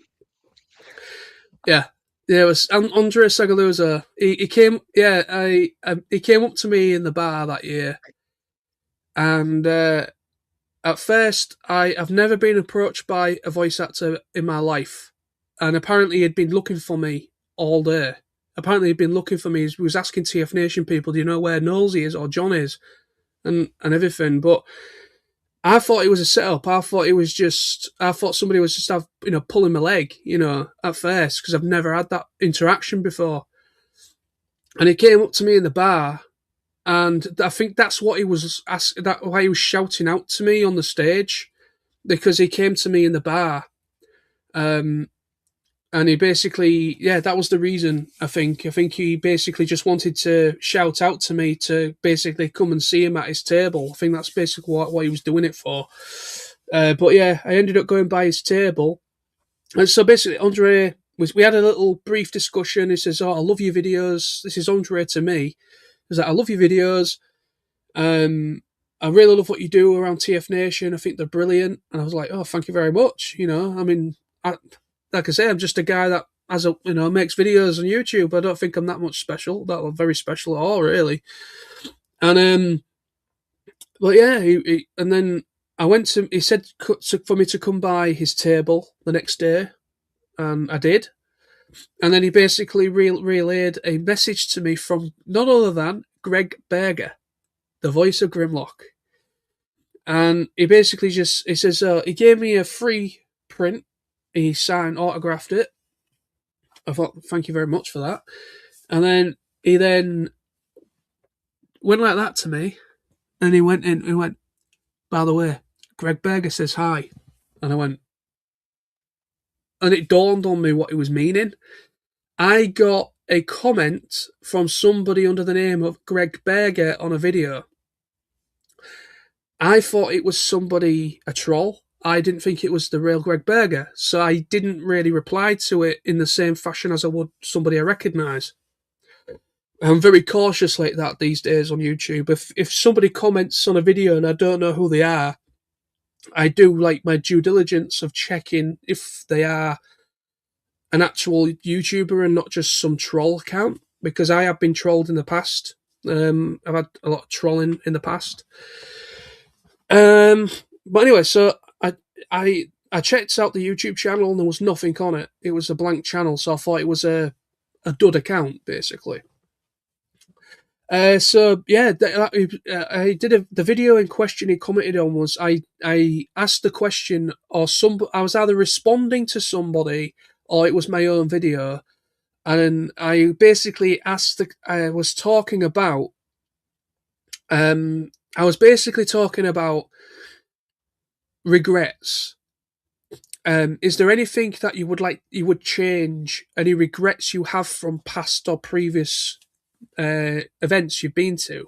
And one of the regrets I spoke about was I did the typical convention mistake of bringing too much to get signed. And I did this to Greg. Obviously, this was very early on. It was 2011. They were talking 2011 when this happened. It was my second ever event, first time meeting Greg in person. And me being a blubbering fool back then, I did what you should never do, bringing too much at once. Now, Greg was very, very, very kind. He signed everything I put in front of him, but he asked me to come back later for the rest, which completely fine, because obviously, give time for everybody else. And that was a mistake, and I brought that up in the video that I did. And Greg commented saying, something like "It's all good" or "It's all cool" sort of thing, or thumbs up. And basically, Andre, the reason why the connection with Andre Sagalusa with that is they are good friends in real life. They know each other, have worked together, and they meet up fairly regularly. And basically, Greg and Andre had met up before because obviously Greg Berg has been to quite a multiple amount of events. He's been to auto assembly events as well as TFNations. So obviously Andre it was his first time going to TFNation, so they must have met up or spoke about it, and that's how the interaction came about. But it's absolutely mind blowing. It's never happened since. I don't expect it to happen either because I'm not a big headed buffoon. I'm not a big head YouTuber like some people. I don't have a big massive ego. Let's just put it that way. But if it happens again, fine. But I don't. I mean, yeah. It's just one of them flash in a pan moments. That's all I can say it as. Where are we with them comments? Where have I been? Adam says to David, you will have a blast. In the morning, John is very sluggish and sometimes misplaces his trousers. I knew that'd come up again. That has happened only once. Only once. Yeah, alcohol was to blame. I also know that you have no concept of what diagonal is. Yes, there's that as well. Just for reference, or just to clarify what that was about with diagonal, it was a game of what was it? Cards Against Humanity. We were playing a game of Cards Against Humanity, and I played. I'm not going to say what it was. I can't actually remember the full sentence of it, but my card was a certain person. I'm just going to say Jim will fix it. So I'm going to say, because obviously the man himself doesn't deserve to be mentioned. But people, when I say Jim will fix it, know exactly what I'm talking about. Yeah, that was my card of choice for this particular round. That you know, and I think it was something to do with a sex dungeon, and my card was this individual. Jim will fix it, and that's where the reference comes from, because obviously I won that round. Everybody was like shocked at at it, and everyone was just bawling out laughing, literally falling all over the floor as a result of it. But then the next round after that was something to do with diagonal. And it's like being like a repeating joke against myself. Every time that I see Richard Fieldhouse, or Autobot 1000 as he was known on YouTube, whenever I see him, he always goes, diagonal. And everyone else does the same thing. But it's all good. This is, David, if you're still here, it's all good. This is all part of going to these events, because they are some of the most down-to-earth people you will ever meet going to a convention, a TFNation event.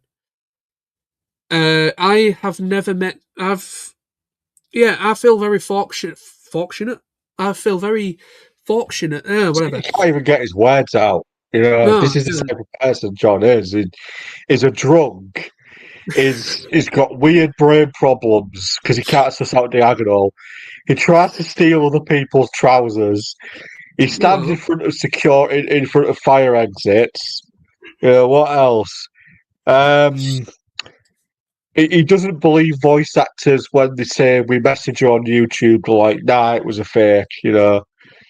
Well, And you've got to be careful of online these days. He's been giving Billy headaches for years. When Billy sees him walk into the dealer room at TFNation, he has to take in Nurofen. He gets really stressed out. Poor Billy. You know. Oh God, it's nosy, and he necks down in Nurofen. It's like, why? 5 minutes in, it's like, Billy! Oh, no, nosy, what have you done? Yeah. Yeah, that's true. Where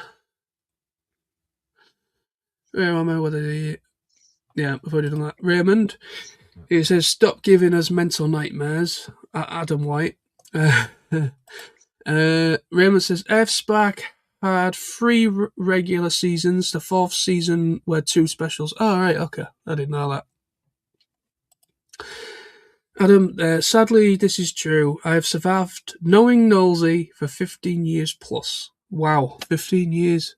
Actually, that is kind of crazy. Just how consecutively I've been going to these events, or should I say, Transformers conventions hosted in Birmingham since 2010.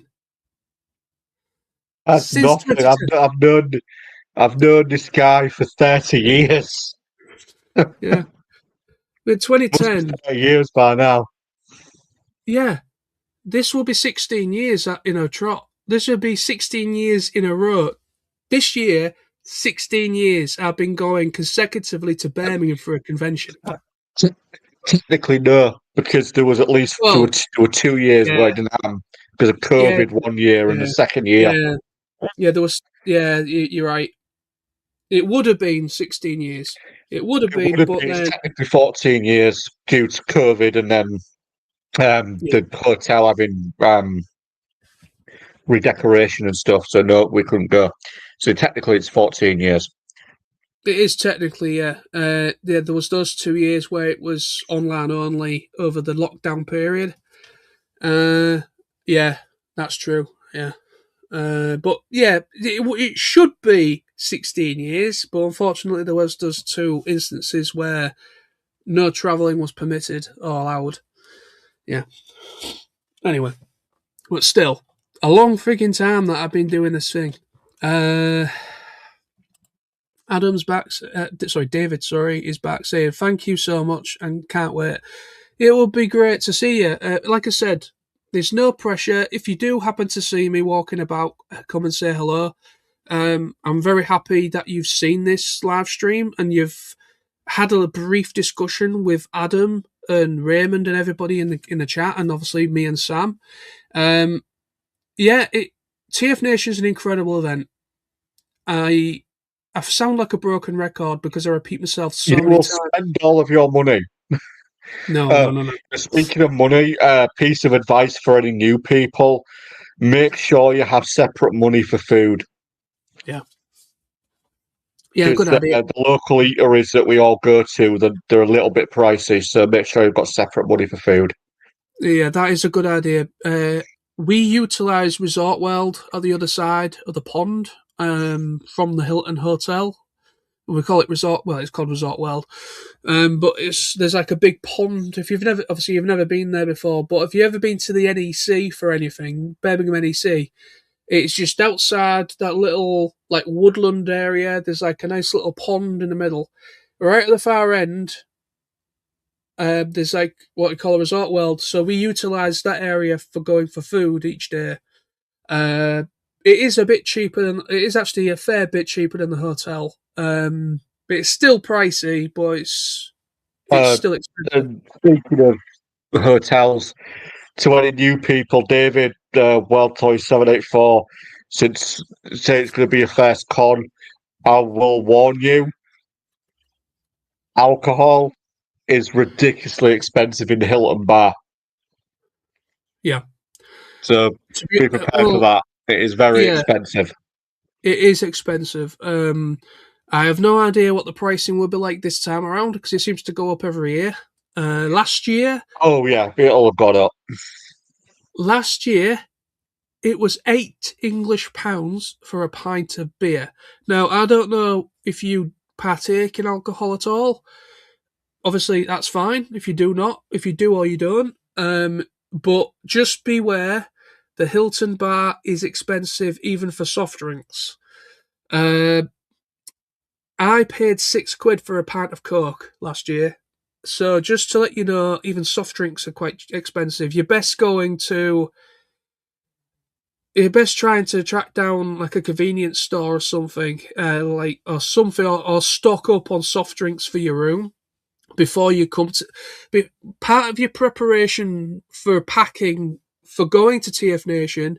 I would suggest bringing some like bottles of water or some kind of soft drinks to keep in your room to help with saving money when it comes to the bar. A lot of people utilize that option of keeping stuff in the hotel room and helping themselves. But me and Sam this time round we're actually staying at the Arden Hotel this year, which is pretty much right near the Resort World at the far end, opposite side. So we're going to be at the Arden this year for TFNation 2026. So that's going to be interesting. And it's my first time staying at that hotel. So that'll be an experience. And I will definitely be doing a hotel feature for that one as well. Because last year we was at the Moxie. That is ridiculously expensive now. This is leading in. I'm leading this into naturally because Adam, the great Adam, that is in the chat right now, he did a fantastic video talking about hotels. I will be bringing that in a moment. I'm not going to play the full video, but I'm going to point reference to go watch it because anybody going to TFNation for the first time need to understand about the hotels. There is also, I will say, even though this is talking about obviously we have spoken a fair bit about TFN Manchester, there's not much to really talk about in regards to TFN Manchester because it's a smaller event. I've already spoken about the guests going to this one and all that stuff, and when I'm getting there, so that's fine. At least I've discussed the event in some length. But TFNation 2026, there is a lot of hotels in the local area of the NEC. There is basically you've got the Hilton Metropole where the convention itself is hosted at. You got the Moxie, you've got the Arden, and then you've got the Premier Inn, I believe, which is the furthest one. But obviously, I'm not going to go that far away. I'd rather pay for one closer, to be honest. That's a bit too far away. But then you've got the airport side. There's like a little monorail. So if you've ever been to the NEC, it connects onto the Birmingham International Railway, the train station. So if you're travelling by train to the NEC, you come into the NEC anywhere. It's all connected, interconnected. As you come out the barriers for the train, there's right and left, of course. Going right, you're leading out of the NEC, going to the convention side, the convention centre side, and outside is where you will find the Hilton Hotel and all the other hotels. If you instead of going right, if you wanted to go to the airport side, you would turn left out the ticket stalls. If you're coming off the train, turning left, you've got like something like a monorail thing that every 5 minutes or something. There's one at either side. You take that, and it takes you to the other side, and that's where you've got your check-in desks and stuff if you're flying in or flying out. And then obviously that gives you access to the airport side for other hotels because you've got a lot of options there. Now, I'm going to show up now because I'm going to probably shoot myself in the foot, get confused with hotel names. But all I'm going to say is Adam White, who's in the chat right now, he did a fantastic video. Let me get it all set up and I'll bring it in. Let me give me 1 second. Give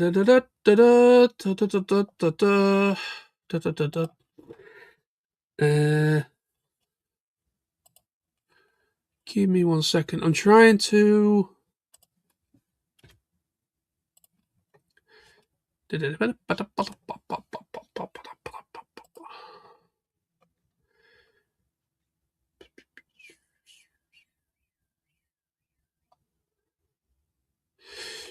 Let me find you. Let me find it.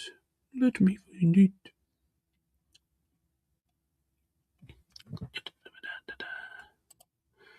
There you are, you beauty. I found it. Right, there we are. Found you. So let me remove.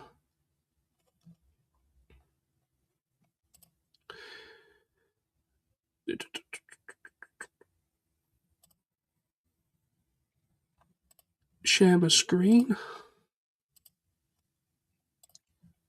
Should be a lot more simpler thing to do than this. Anyway. Right. So, David, and just to shout a good little shout out to Adam, let me get rid of myself. Let me get rid of the comment. This is the video in question. This is the video in question. Let me make it bigger. So, yeah. So this video. Oh shit! Come out of it. Are you still? Yeah, you're still seeing it. Good. So this video is on the Fluff and Hammer podcast YouTube channel. So hit that up, the Fluff and Hammer podcast channel. Adam basically does this video is fantastic. It says it's entitled, should I say, a TFNation 2026 a hotel guide.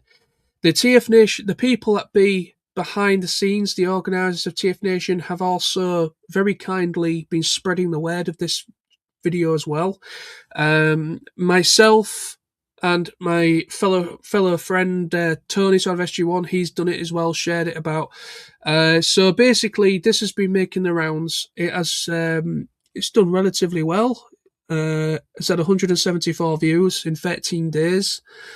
But the point is, anybody going to TFNation for the first time, check out this video.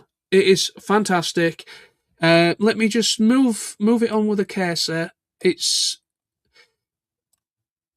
Let me find. Look at this. He even mentions. I know that face. Anyway, where?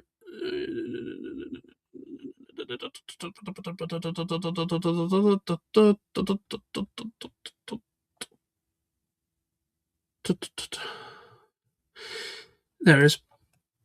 So basically, what I'm trying to show you, this is a map in the video that obviously go and watch the video because it's going to be better quality. I'm not going to play the video, but this is a map of the area where the NEC is, and it basically shows the different districts. So you've got the pond area, then you've got where the Hilton is, then you've got the airport side, and then all that.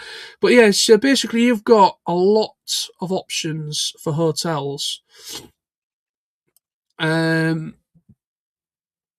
Yeah, so basically you can see just with what I'm showing here, it goes into a lot of detail. So yeah, you've got the Moxie. So there's the Moxie. Let me just mute it and play it. So yeah, you got the Moxie, and then it will move on swiftly.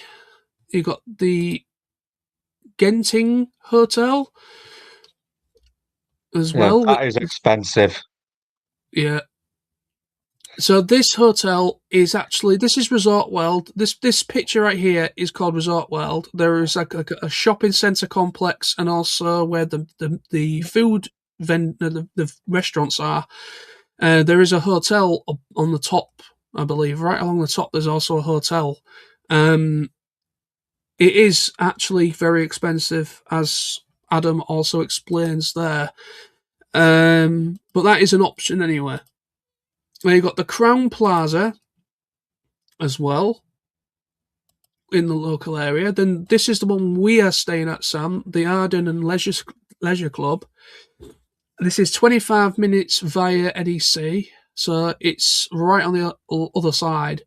This is actually I think the cheapest hotel in the NEC area. The NEC side near where the Hilton is. I think this is the cheapest option. From what we've been looking at, anyways. So yeah, there's loads, and then of course you've got. This is the airport side of Bull. Oh yeah, this is the Premier Inn. Sorry, this is the furthest one This is one of the furthest hotel options. Then you've got the Holiday Inn Express. Yeah. Then you've got the Ibis. This is the airport side. This is the Ibis budget. Then you've got the Novotel airport side. Hilton Garden Inn. I can say me and Sam and our mutual friend Lawrence have stayed at this one. It is a good option. But prices, as it says on there, prices have shot up there. Yep. Some of the hotels in the area, literally, you could be talking nearly £1,000 for like 4 nights. It's crazy. 100%. Yeah, it's. But the only thing, I'm going to be honest with, the only thing that's sort of worrying me a little bit about the Arden is sort of getting back to it, because as far as I can tell, it's kind of difficult to see what the access is like for that place, because there appears to be 2 routes. You can either walk from the hotel to the train station and then walk through the NEC, or there's a footbridge that goes over the rail line, and that takes you to the back end of the NEC. You can walk round. I've no idea sort of what kind of what it's like on a night, because it's sort of like the problem is there's not a lot of street view stuff to look at for the area, and based off the aerial images I can get on Google Maps, I'm kind of going with the access should be okay, but it's just a case of having to watch the clock, because the last thing I want to do is end up having to get a bloody taxi there. Yeah, I mean, Adam is your best bet. Adam's in the chat if he's still here. Obviously, yeah, we found out last year, 2025 TFNation, some people that were staying at the Arden had some big problems. They, for some reason, there was no way through. There was no way from the Arden into the pond area walking to the Hilton. They had to utilise a different option or some way in order to actually gain access to the NEC complex. I don't know if it was because of building works or they were doing something in that area at the time, but for some reason, the access, there used to be an access path from the Arden to join the rest of the complex and the resort world. Yeah, there is. It's the footbridge. The footbridge that goes over the rail line. That, as far as I can tell, that's the best route. It's just very difficult to see if there's. I found the thing is, according for what I've seen on the aerial view, on the Hilton side, there's a car park, and it looks like you have to go through the car park. That takes you through the back end of the NEC. Then it's over the footbridge. I mean, I'm the only thing I'm concerned about is whether or not there's any sort of late night gateways that get shut at a certain point. Because if that's the case, and after a certain time, there's no physical way you can get back to the hotel unless you're willing to, get a taxi. You bring up a good point. I need to mention this for David's benefit. If you're still watching, David, if you do happen to get a hotel, I don't know if you've already sorted your hotel out as of today, because the hotel accommodation for the Hilton went live, I think 12 noon today, I believe. Because obviously there's been a lot of people. I don't think there's any rooms left, mate. No, I'm just saying that the availability went live today. That's what I'm saying. It went live today, so obviously that's where a lot of people are starting to book their tickets, last minute booking the tickets or getting the hotel sorted. I don't know if David's already managed to get his hotel yet. That's why I'm bringing all this up in this video, for his benefit and for anyone's benefit. But basically, as Sam just explained, the Hilton is currently, there's no availability on the discounted rate at this point in time. However, sometimes they do have access to other allocation of rooms at a later date. They they release it depends. This time around, it might just be that's the allocation they were given. That's it. You've missed out. That's the end. However, there has in past TFNation events at the Hilton, there has been instances of a second phase or a third phase of availability of rooms have been offered or been made available. Now, the Hilton is one of the most expensive options in the NEC complex area. And I would strongly suggest to any first timer, stay away from the Hilton because of how expensive it's getting. The Moxie was a cheaper option. We stayed at the Moxie last year. It was a fantastic little hotel, compact, but it was good. And it was cheaper. It was a lot cheaper. I think we saved something like, was it like 100 or so quid on it each? Well, what we're paying at the Arden, I think, is what we paid at the Moxie last year. Yeah, as of right now, the Arden. Well, I don't know if The prices Arden's the only option, price-wise. It's the only option, really. The Arden is actually the cheapest option at the moment. Or it was. It might have changed. Now, the reason why I'm bringing Adam's video up as well, he mentions this in the video. There is another event happening at the NEC called QuiltCon. Basically, this is an international event hosted at the NEC over a 3-day period, I believe, 3 or 4 day period. And it's an international event, so you've got people flying in from all over the world, going to this event called QuiltCon, which is basically about quilts, making quilts, building quilts, making your own quilts. It's about quilts, QuiltCon. So that is why all the hotels in the NEC area have upped their prices, and why there is such a problem with room allocation at all of the hotels are in the area. The Moxie has been absolutely annihilated with rooms, and the prices have just gone skyrocketed from last year as a result. It's not just because of the QuiltCon, but it also TFNation as well. It's 2 events happening that draw a lot of people each year, so all the hotels have just put their prices up. Also, why I say the Hilton is the worst choice to go to, even though it's easier for people because of it's the host hotel. It's easier to find yourself around, find where you need to be. It's just easier, you know. It's the Hilton. This is where the convention's hosted at. It's just it's convenient. It's a lot of people go to the Hilton because of convenience.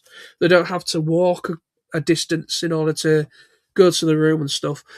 But I'm speaking from experience here, and Sam will back me up on this. It hasn't happened to me personally because we have a mutual friend who goes to the TFNation events called Chris Evans. Yes, Chris Evans. I'm not Captain America or America's ass.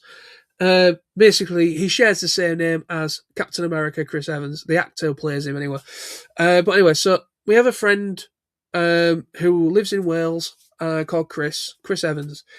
He used to book, because obviously he's a member of the military, and he could get military discount, and it kind of worked out similar with the discounted rate price for the Hilton for TFNation event, the discounted rate. So it kind of worked out in a similar fashion with his military discount. So he would very kindly book a number of rooms. We all pay him back for that room. So it never really I've never had a problem with the Hilton with rooms. However, what was it? I think either last year or the year before, the Hilton have changed their system and their policy, and a lot of people got a lot of people got stung by the Hilton because of the changes they've implemented with the policy and the system changes. Basically, some people, it's one of these things. It doesn't always happen, or it will happen. It's it's a spontaneous thing that could happen when you go to check in at the Hilton. You could end up having to pay twice for your room. You will get the other money back, but it's knackered you for the convention. So any first timers going to TFNation for the first time and you happen to get a room at the Hilton, take extra money. Make sure you have enough to cover the room, even if you do end up having to pay twice for your room. They also, the Hilton, like Adam explains in his video, the Hilton also charge for early bookings, early check-ins, sorry. So if you arrive at the Hilton early, you will be asked to pay more for that. And also, you could potentially have to pay twice. So basically, say if your room cost £400 for 3 nights or 2 nights or whatever, that's. I'm not saying that's how much you've paid. I'm just saying, just to put a number there. So say if your hotel came to £400 in total with breakfast and all this, that, and the other, be prepared. You will probably get charged for £800 because it's 400 and 400. It's like a duplicated amount. Yeah. So this is why I am saying in my live stream, leave the Hilton hell away alone. I'm not saying there is obviously all hotels are similar. You have to pay by card now. You can't pay by cash when you're checking in. A lot of the amenities in the hotels are card only. Because of this change, when it comes to preferring plastic over cash, this is what's caused problems for people. Because obviously, I had conversations with people over the past couple of TFNation events. So from like 2024, 2025. So basically the last 2 years, I've had numerous conversations with people that got stung by the hotel, charging them extra or more because of this policy change. Also, yeah. So basically, pricing people out. So they had they saved money up for in order to check in to the hotel, and then they had the rest of the money was their pot for the dealer room going in to buy toys. So yeah, so basically having to pay extra, a temporary charge, extra temporary charge on top of the price of the room that they already booked it with for, absolutely just annihilated their shopping money, and they had a very gloomy experience because they couldn't afford, and they had to wait something like 4 or 5, 7 working days in order for that money to get paid back into their account. So I say this to David. I don't mean to cause any distress to you, because hearing this for the first time, but the Hilton is probably the worst option when it comes to potentially being charged a lot of money just to stay there for a few days. The Moxie, from what I can gather, the Moxie is probably the best option that is so close by, even though it's still expensive and obviously the rooms are probably all gone now. But the Moxie, for future reference or future prospect, the Moxie is a better option because it's so close by. It's literally a 5-minute walk away from the Hilton Hotel, and they don't charge you extra. The only thing they'll charge you extra for is if you want breakfast. Say if your booking doesn't have breakfast included, it's only an extra 15-20 quid for a breakfast on top each day. So it's basically, say if you're staying for 3 nights, that's free breakfasts of 60 quid. You know what I mean? So that's the only thing that you'd probably get charged extra for if you wished.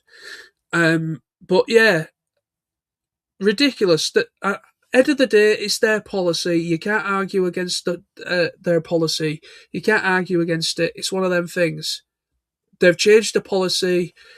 They've changed how they do things. Everyone's gone cashless. It's card only, and it's caused a lot of problems. And it's not just the Hilton Hotel, the Metropole Birmingham, the NEC Hilton. It's every Hilton all over the world. So we got. I'm going on a different tangent here, but I went to America last year. Let me take this off for a second. I went to America last year for the very first time. We went to. I went for 2 weeks with a fellow friend of mine called Smithy or Jonathan Smith. We both went to America. We went for 1 week in Atlanta, Georgia, and then we went the second week to Nashville. We did it all through a travel agent. That's perfectly legitimate travel agent. We did it through a travel agent called Andrew Earl, and they've been in business for a long time. They're official. It's not a back alley travel agent. It was an official travel agent. We've used them for a number of years going abroad. We've never had a problem. Touch wood. However, in this instance, the hotel in Atlanta, Georgia was a Hilton. And I thought, I'm not going to think too much of it. We might be all right. So we get on the plane. We fly from Heathrow Airport. Is it Heathrow? Yeah, it was Heathrow. Yeah. So we fly from Heathrow, and we arrive. We go through security and everything in Atlanta, Georgia. We go through it all, no problem. We arrive at the Hilton Atlanta Hotel, which is where it was in downtown Atlanta. We get there. We go to the check-in desk. We say, "Oh, we've got obviously we're booked here for a week, and here's the confirmation letter." Only for them to then say, "Sorry, your booking has been cancelled."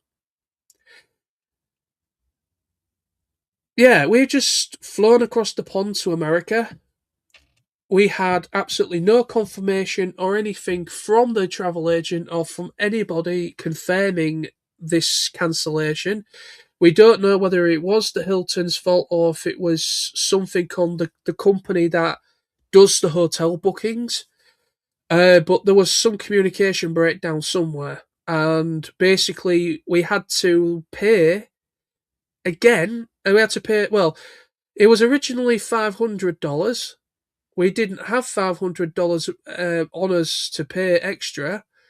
So we managed to talk them down, and they charged us an additional $250, so half, for a week, which was very kind of them for them to minimise it by $250. But it completely messed us up when it came to the money on our cards, because we had to do it over. Do it over card. So yeah, so again, that was a Hilton hotel, so because they had to make a fresh booking. I understand they had to kind of do it as a fresh booking for a week because of the whole mess up. But I'm just using that as an example. Is that it's every Hilton's, no matter what country has a Hilton, this whole thing is a universal thing throughout the whole Hilton chain. So just be careful when you go. If you go to a TFNation event and you get a room at the Hilton, be prepared to be charged a lot of money. Potentially, it might not happen to you. It happens on the bounce. It's like one person won't get charged the extra, the next person in queue will. It's a stupid system. It is a ridiculous system. and it's just pricing people out. It's ridiculous. I don't care what people say. It's a business hotel. I don't give a frig. It's ridiculous. Bloody daylight robbery, as was Yorkshire people say. Right, let's move on with the. Where are we?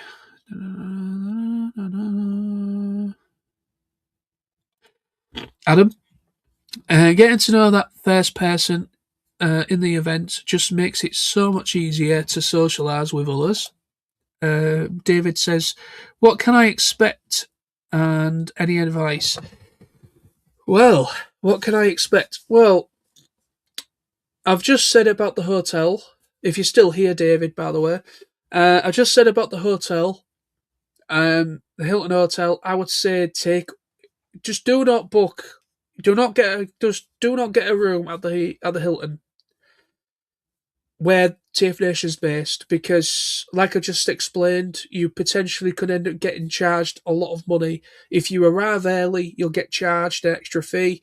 If you potentially could get charged double the price of your room. Stay away. As of right now, I don't know what the situation's like at all the other hotels, but I do know the Moxie's practically all sold out because of QuiltCon at the NEC, as well as TFNation. And then the Hilton is pretty much, well, the hotel allocation, the discounted rate allocated rooms for TFNation have sold out at the moment. Point question: the Moxie has some rooms left, but they're charging like £200 a night now. Yeah, Ridiculous. Yeah, I just out of interest, I just looked up the Arden. We got in on the right time, mate. They've doubled the prices now. So to stay at the Arden now for the amount of time we are would cost £800, which we aren't anywhere near paying that. So we've literally got it booked in at the right bloody time because they've hiked the prices up. It's going to cost £800 now. So we booked in at the right bloody time because our price is locked in. So we won't pay anymore. Yeah, so you're hearing it here first, folks. Every hotel within, I can't say every hotel because it's also the airport side, but no doubt all the hotels within that area, airport side and NEC side, have all upped their prices. So the Genting Hotel, I just had a look. For if you wanted to book all TFNation, say 4 nights, which is for how long it is, that'd set you back £1,000 at the Genting for 4 nights at the moment. Like every hotel has shot the prices up by at least £100. So yeah, if you haven't booked a hotel now, if you want to get a cheapest deal, in all honesty, you might be better off staying at hotels near the airport. The downside to that means you're going to have to keep an eye on the time because the Hilton shuts. I think the Hilton NEC shuts at about midnight. And after midnight, there's no physical. You literally would have to get a taxi back to the hotel if you're not staying on the other side of NEC. But yeah, at the moment, unless they're holding rooms back, which is possible. But if they are holding rooms back, I guarantee you they're going to be expensive. It is the one thing that annoys me about hotels when they do this, when there's big events on and they put the prices up. There's no need to do it. It's just pure greed. And it's not right because it locks people out. Not everybody can afford. I mean, hell, the only reason me and John can even really afford to go to TFN is because we split the price of the room. Yeah. It's literally the only way we could afford to do it. And if it was just us on our own, it'd be a struggle. So the fact that there's two of us, we could split the room, it helps, but we still have to go searching for a cheaper deal. And literally, we've moved further away over the last few years. We've gone from the Hilton to the Moxie to the Arden. The way things are going, in a couple of years, we'll be 10 miles down the road in a B&B. Yeah, the way things are going. I mean, yeah, it's like Sam just said, that a little bit of advice for you, David, if you're still here, would be I mean, it's a bit late now. I don't say it's a bit late, but it depends on how much you're prepared to pay yourself and how much you could afford to pay for a hotel room. But I'm not going to say what I'm not going to pry or anything like that. But yeah, as Sam just said and confirmed, the prices have skyrocketed even at the Arden, and the Arden at one point was the cheapest option in the whole area. We we were lucky to get in there when we did. The Moxie are charging, like Sam said, £200 per night currently, which is ridiculous.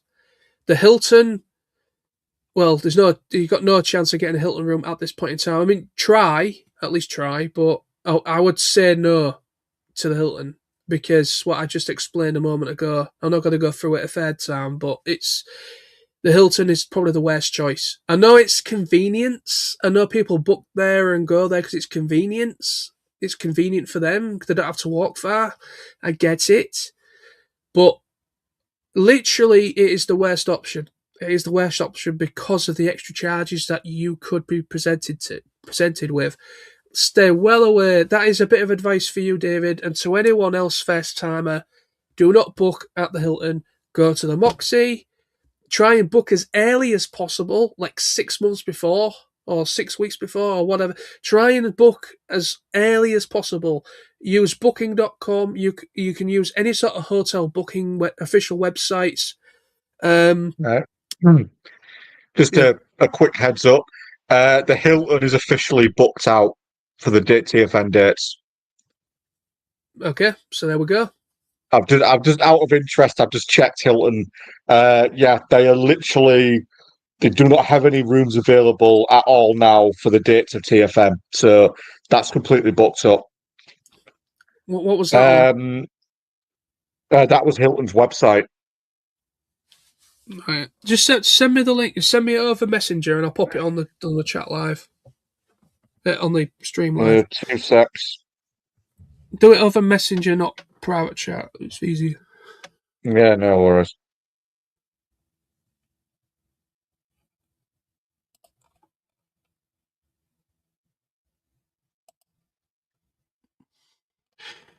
Well, in the meantime, let me get through these. I will come back to that, David, with more advice in a moment. I'm just going to get through some of these comments.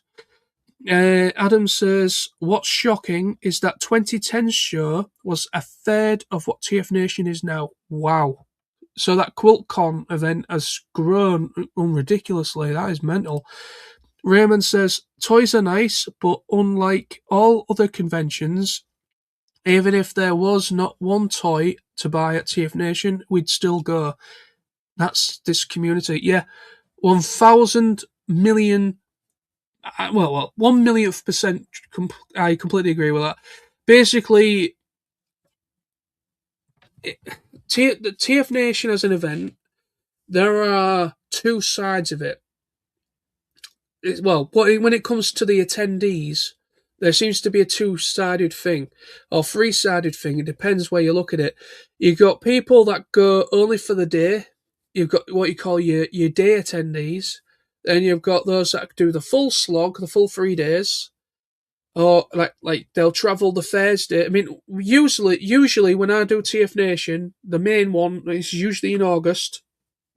We travel down the Thursday, or travel to Birmingham the Thursday. We stay Thursday, Friday, Saturday, Sunday, and then we go home the Monday.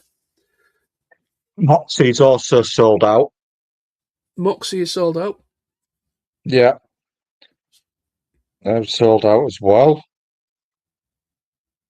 So Hilton and Moxie are now totally booked out. But yeah, Must be check the gen in. But yeah, the community, the people that go to TFNation is what makes it for me. There's just a great bunch of people, very down to earth people. You know, if you are somebody that finds it difficult with approaching new people, if you see people playing with toys on the table, it's a great icebreaker to, just approach them, say, "Oh, I like your toy. Can I have a look at it?" and it just gets you into the conversation. It's but yeah, the community behind it, the people that go, I'd happily go to TFNation. If there was no dealer room or anything or no panels, I would still travel to Birmingham just for the people. It's so good. You were going to say, Sam? Yeah. So the Genting Hotel, they have some rooms, but unless you've got a deep pockets, you're not going to be going there. Cheapest offer for 4 nights over TFN at the Genting is 800. Right. If you want, you can go full out for 1,500 and book the presidential suite at the Genting. What does 1,500 get you out of interest? Wow, that is bloody hell. That's nice. Wow. Oh, that isn't a hotel room. That's an apartment. Bloody hell. You're getting a bedroom, a kitchen, a meeting room, basically a cinema room with like a huge telly in it, bathroom. Wow, that is incredible. It's more of a private apartment than an actual hotel room, a presidential Yeah. suite. Sounds like it. That's 1,500 quid. So yeah, at the moment then, so the Mox is completely sold out. The Hilton's completely sold out. The Genting has some rooms, but the cheapest offer that I could find is £800 for. Well, it's just shy of £800. It's about £786 for 4 nights. Sorry, Sam. Just to say, I'm nipping off for a second. I'm just going to go to the toilet. So the next best off, the next cheapest offer, and this is all on Booking.com, would be the Ibis budget at the Birmingham Airport Terminal building, and that will be the cheapest offer they've got. Will be £375. That's not including breakfast, by the way. You'd have to pay for breakfast separately. If you wanted to include breakfast, that increased it to £475.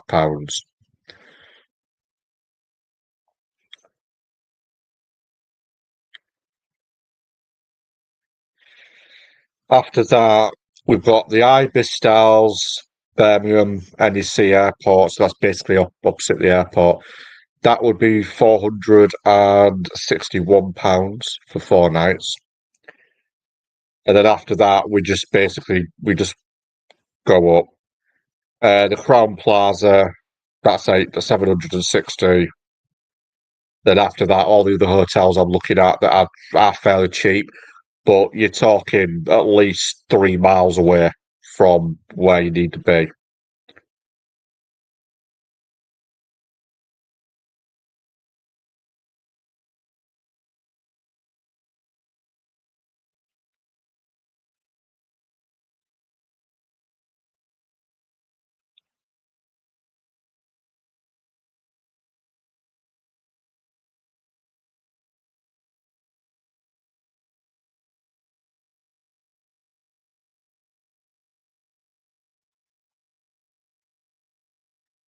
I mean, you could go like fairly cheap.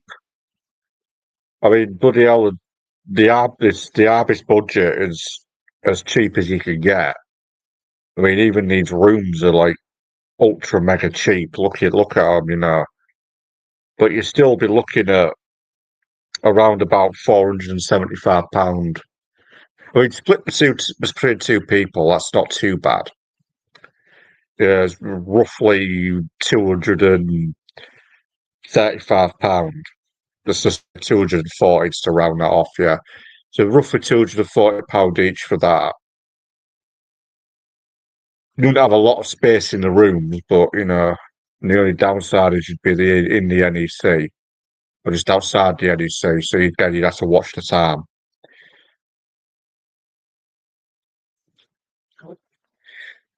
But yeah, hotels are a bit of a rarity at the moment. So if anybody hasn't got a hotel booked yet, you're quite limited on your options, unfortunately. I mean, we go back like 15, 16 years when me and John first went to our first con in Birmingham.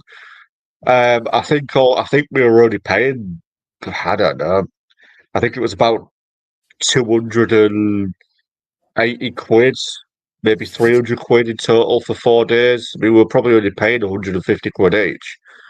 And you think nowadays, I mean, we're lucky we've got the Arden at the price we've got, mate, because as I said, they've put the prices up at the Arden now, and we're paying almost double what we're going to be charged. I'll keep my eye on that though, just in case they try and shaft us and increase the price. Then technically, they shouldn't be able to, because they shouldn't know because we're locked in at the price we booked it at. So I can't see them doing that because that's not right. They have to from the point of view booking price, it. They have to honour that price. Yeah. So should do anyway. Yeah. So I can't see them doing that.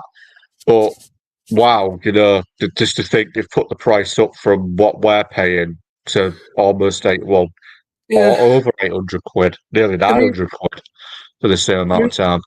Yeah, I mean, end of the day, it's business. I mean, end of the day, yeah, but it's not right. It isn't right. Not right. Look, end of the day, it's not right. No, you're pricing people out. You're taking advantage of people, working class people, not just business people. But as there's two major events happening, yes, TFNation is a major event because even though it doesn't have quite as much as like how many thousands of people that are going to QuiltCon, it is still a very big event. It's still at well over 1,000 people in attendance over the full weekend. And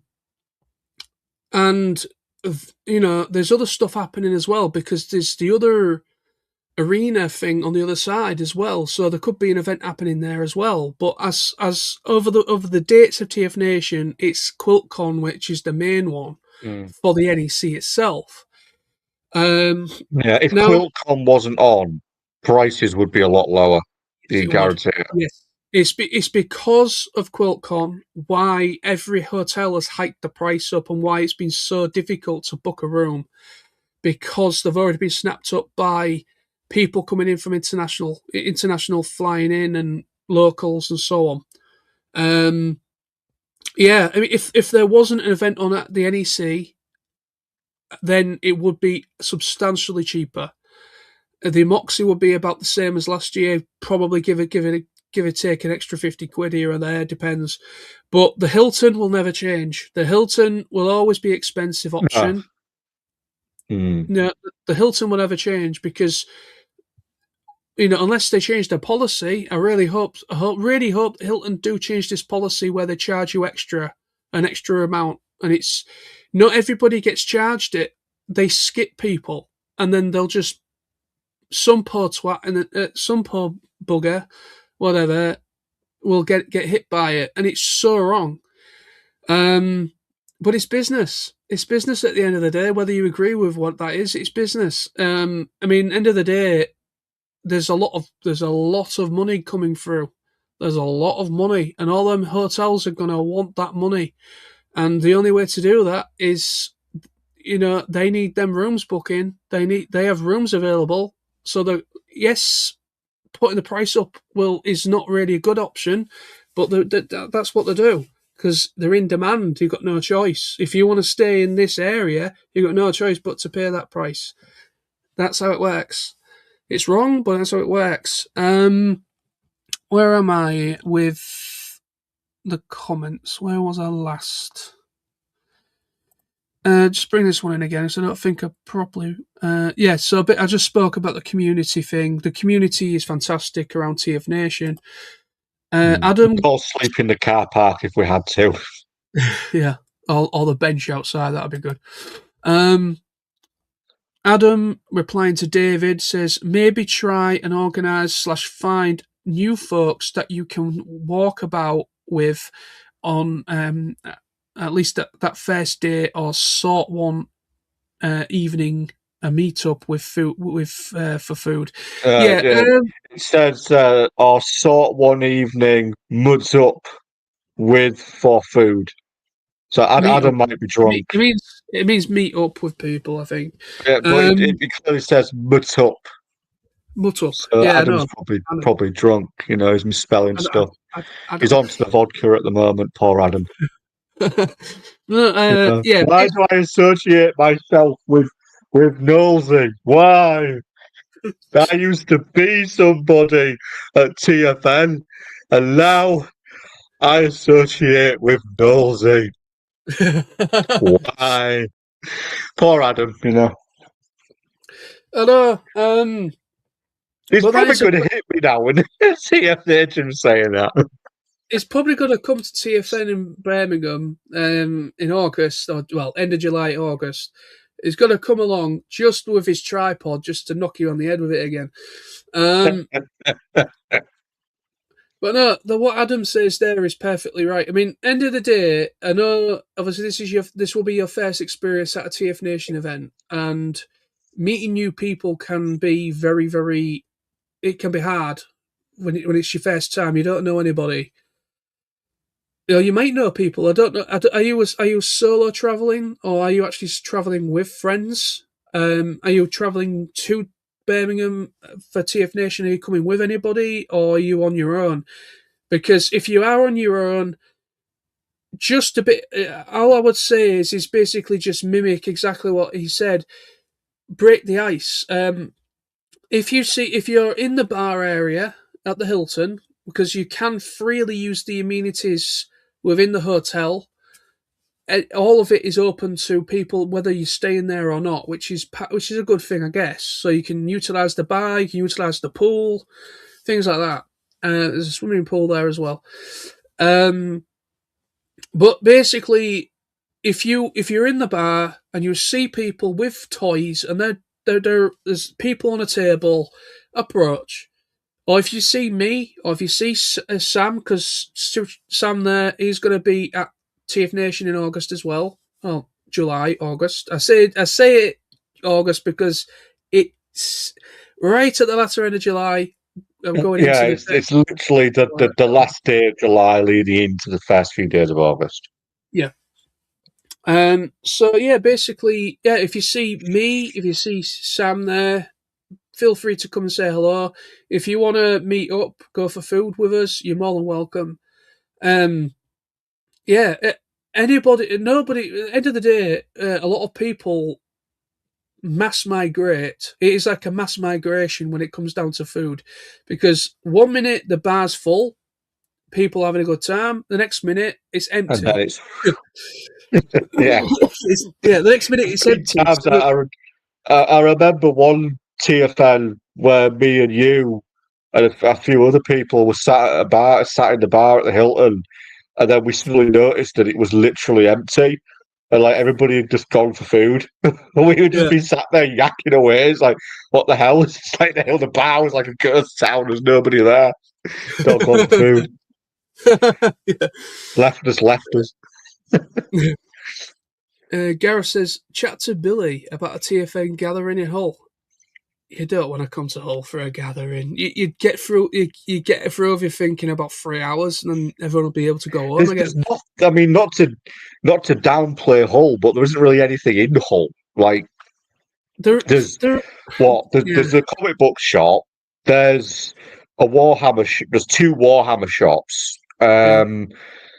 There's the cards. Yeah, tabletop gaming. Yeah.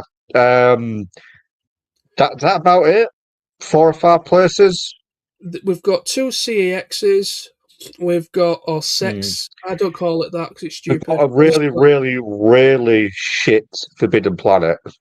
Yeah, it opened last year, I think, or the year before. The year before. Yeah, 2024.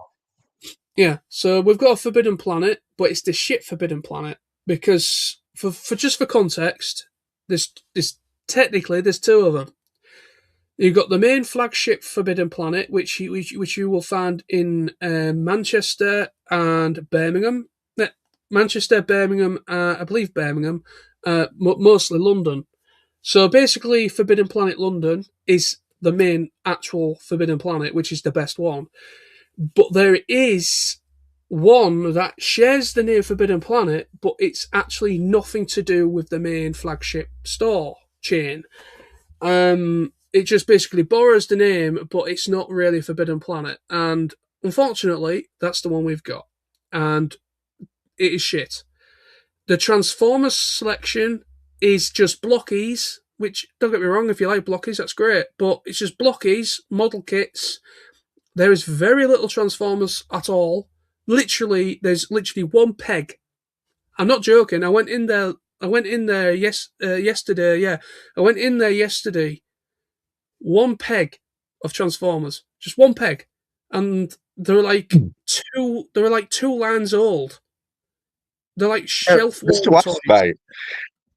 mate, said you went in yesterday. Yes. Out of interest, do they still have the? Is there still that young lass that randomly stands by the entrance? She works there. Does she still just stand there? I've not noticed the last one I've gone in. I just wonder because I've only ever been into that shop maybe 2 times, and on both occasions there was a there was a member of staff who worked there. This like young lass, and she always used to just stand by the door. I couldn't suss out if she was waiting for someone to ask her if she needed anything. I don't know, but I mean, I've only been in there twice, but on both occasions, it doesn't change much in stock. Like the manga selection's really bad. Yeah. So the Transformers stuff's pretty bad. I swear they don't really have much in. It's not that impressive of a Forbidden Planet, really. Yeah, it's not. It's not a good. It's not good for availability. There's hardly anything in it. We do have a Smith's toy store, but it's quite far. So in a meet-up scenario, it would be quite difficult to get to. It would if you were busing it, it would require 2 buses. Well, for me anyway, it's 2 buses. But from city centre, it'd be at least a bus to get to it. Um, but yeah, everything's quite spread out in Hull because Hull's relatively quite a large. It's like it's like split into quarters, like into sections. You got East Hull, you got West Hull, you got North Hull. You basically got the different districts of Hull, and there's different things in each part for like geeky stuff. So the logistics of it would be quite difficult to get to do everything. We do have a great museum called the Deep, or an aquarium actually. We have an aquarium called the Deep, so people that are interested in maritime stuff like penguins and all that stuff like sea life basically. We've got that, which is probably one of the leading best ones in the UK or in the world at this point. We do have free entry museums. One's called the Street Life Museum, which is like a walk down memory lane of like going like to the 30s, 40s, through the 60s, right up to present day, like old trams and vehicles. We have it's currently under it's currently not open at the moment. It's meant to open, I think, either next year or due to open in about a year's time. Basically called the Maritime Museum. That's That this is, year. That reopens this year, mate. is it this year? All right, so Yeah. that's going to reopen this I year. hope because it's been delayed at least twice. Yeah, but I don't think many people want to go to museums when going to a geeky meetup. You never know. It depends on the hotel, on the museum. Say if I went to a London museum and they said, "Anyone fancy going to the Natural History Museum?" Me, but not everyone's going to be like that. So, Hull, you could you could do a meetup, but the logistics, what I don't think it would work. because Smith's Toys, which is where you'll find most of the Transformers selection, at least current lines, that is the only real option in Hull. There is a toy shop down Hessel Road, which leads from where I live to Hull City Centre. There is a shop down there. Again, it would be a bus to take, and logistics of all that. So, say, depending on how many people come, it'll be an absolute headache for poor Billy. So, I don't think it'd work, honestly, because you'd have to travel, you'd have to use public transportation in order to get to places. And within a time zone as well, time rate. People might need to get home earlier. People might need to book a hotel for the night. It would be easier to get a hotel in Hull actually for the night, to be honest, to get through everything. But That'd be a lot easier. I mean, Hull's not the kind of place where there's loads of cons and festivals and stuff. So, you'd easily be able to get a hotel for cheap. I mean, yeah, think about it. We've got the Holiday Inn. We've got there's the Weatherspoons, because they've obviously got the hotel above the Weatherspoons. We've well, got that's true. the Hilton Garden Inn, which isn't too bad. We've got the Premier Inn. Then there's a few others, like more independent ones. The only one I'd suggest staying away from is the Campanile, because that's like ancient and falling apart, and they don't do any breakfasts or anything. So they're literally falling apart. Got an Ibis, so we've got quite a lot, Yeah, I've got really. a fair few Yeah, hotels. yeah, Billy, if you're listening, TFNation 2027 in Hull, mate. Do it. Do not. It'll be the worst rated TFNation event. It'll probably kill them. But it'll probably It kill them. was money. We wouldn't have to pay a hotel. We could just travel up and back again.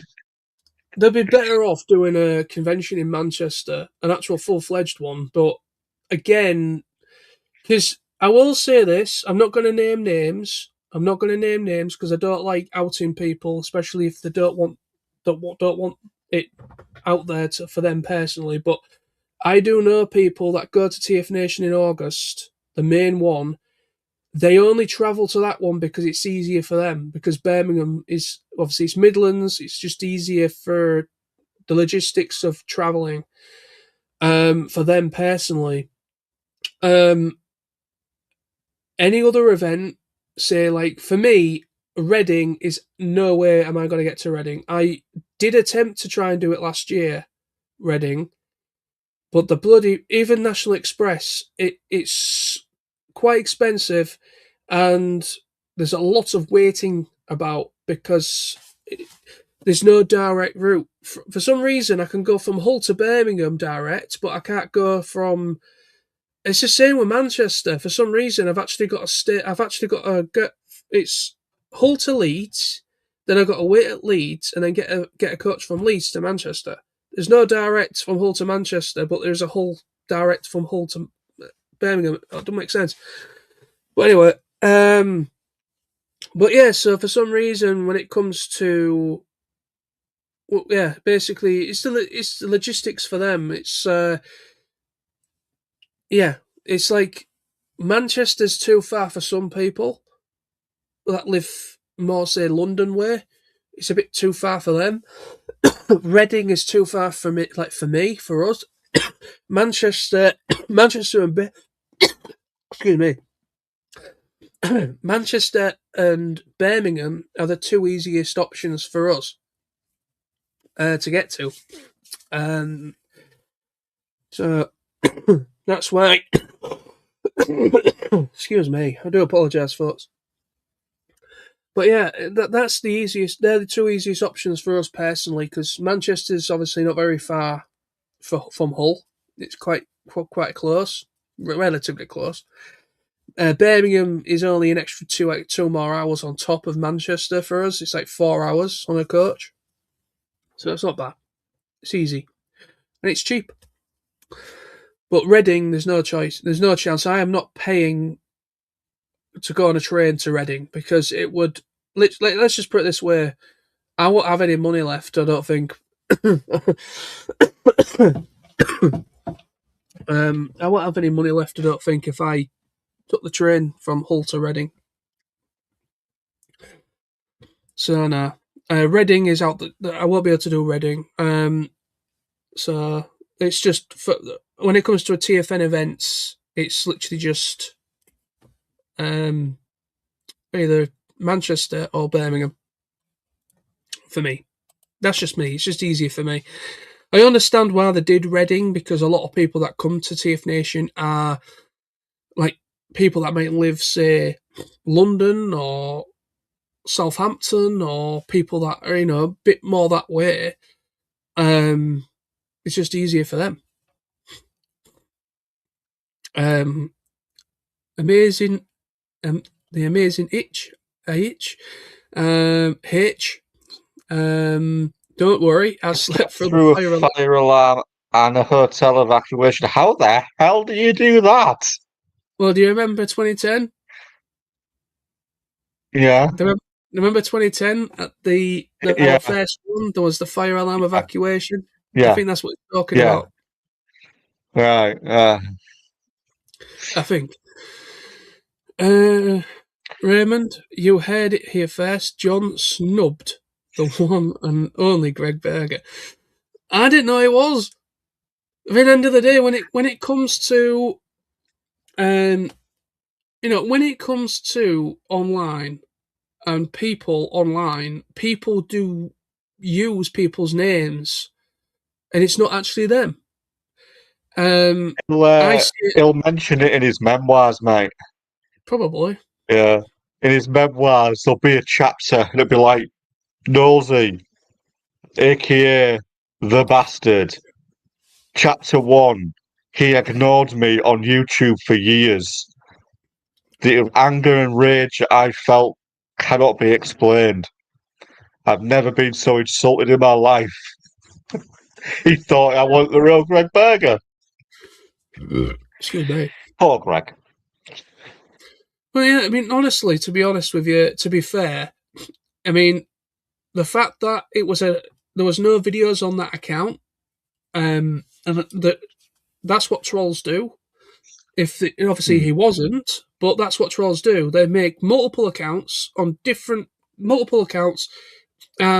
they basically just use that account in order to cause a problem or to troll people.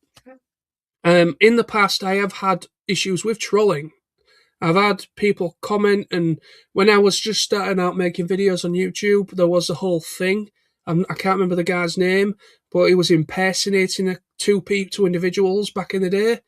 He was impersonating. I remember. Again, I'm not saying names, because at the end of the day, it's old news, but there was a person that was imitating a couple of individuals within the UK Transformers collection side of things, and it was a bit of a problem. He also mentioned me in some videos as well. So I actually had some back and forth comments from him as well. So that's just that. But I'm just saying is that the internet is not your friend.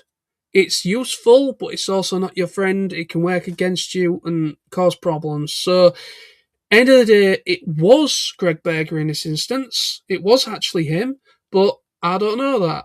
And thanks to Andre actually confirming it was him, now I know it was. But you've got to be careful. You got to use something called due diligence. You got to use this, as I say, up here for thinking, down there for dancing. There we go. David says, "What do you guys collect?" Well, me, obviously, Transformers is a big part of it. I collect into Beast Wars, Transformers Prime, a bit of all sorts, really. I've got a mixed mash of different lines in my Transformers collection. I also collect a lot of anime, because I'm a big fan of anime. Yeah, I've got a bit of all sorts. I've got some blockies. I've got Gundam stuff. Some Gundam stuff. Yeah, but all sorts really. Yeah, so I'm into all sorts. I like Star Wars. I like Marvel, DC. I don't have as much as that figure-wise, but I am a fan of all of that.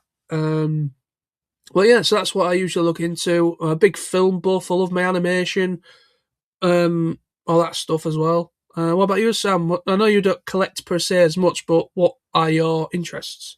Um, And try not to make it creepy. well, I don't want to I scare the haven't poor really guy. been.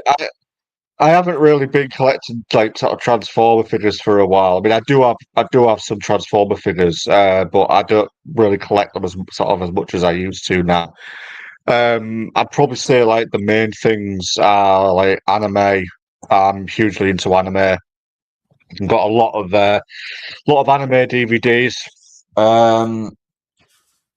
books. I'm actually currently reading a new one at the moment, Empire of the Dawn, Part 3 of Mhm. the Empire the Vampire trilogy by J. Christoph. So yeah, I've got a lot of books. Manga. I really like my manga. Um, uh, sort of, well, that's it really. Books, films, DVDs, things like that. I quite like gadgets. I've got a few gadgets here and there. Like, I brought this one with me, so this is one of my favourite little torches. So it's full it's all sorts of stuff. It's got a UV light in it. It's got a laser pointer in it. It's got a normal torch of different settings. It's got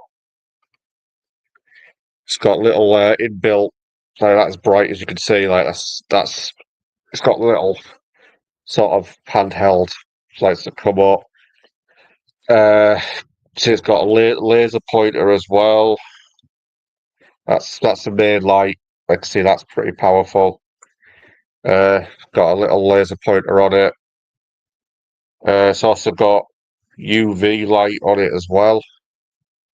So yeah, I mean, I quite like my gadgets.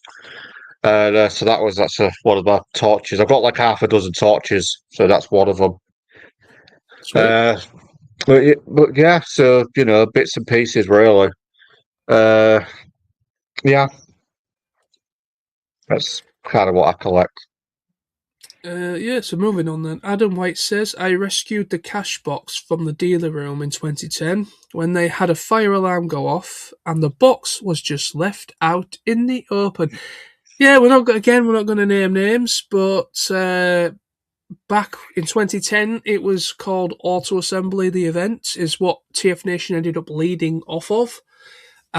So basically, yeah, the said organizer of that event, I'm not going to say his name, but the said organizer, let's just put it this way, didn't really have a good, it was a bit, well, yeah, bad decisions. Bad You decisions. can't really go into too much detail, mate, without really going No, into detail. there has been Let's some leave it things at that have that. been, But yeah, but there has, Adam knows. We know, and a well, few other we people know. know. We know Adam knows because Hmm. Adam was very much Hmm. part of the organisation side of things, but or organising things. But yeah, we kind of got sworn to secrecy. We got told a lot of this stuff of what happened back then, back in 2010 on auto assembly days. We got told about a few home truths. Let's put it that way, in confidence. And end of the day, I am somebody that if you spoke to me and said something in confidence, yeah, I will not utter a word to anybody else because again, that word in confidence means keep it between you and yourselves. So yeah, out of respect for certain people, I'm just gonna not mention names, but yeah, but people probably in the chat will know exactly what I'm talking about without me even saying it. But yeah, Adam said back then organisation was a bit more fluid. Yeah.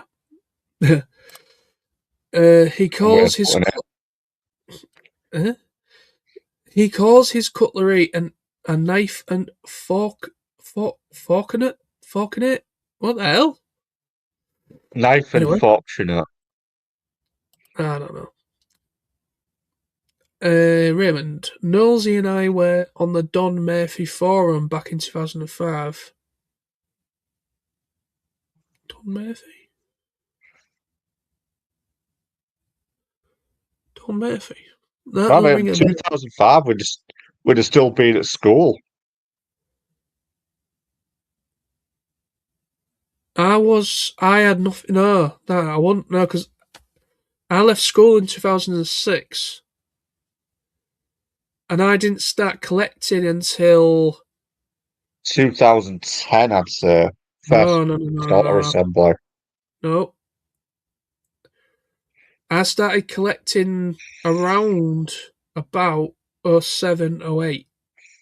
Yeah, it was around about the time the Transformers Animated was airing at the time, which was around 07, 2006, 07 when that aired in the UK.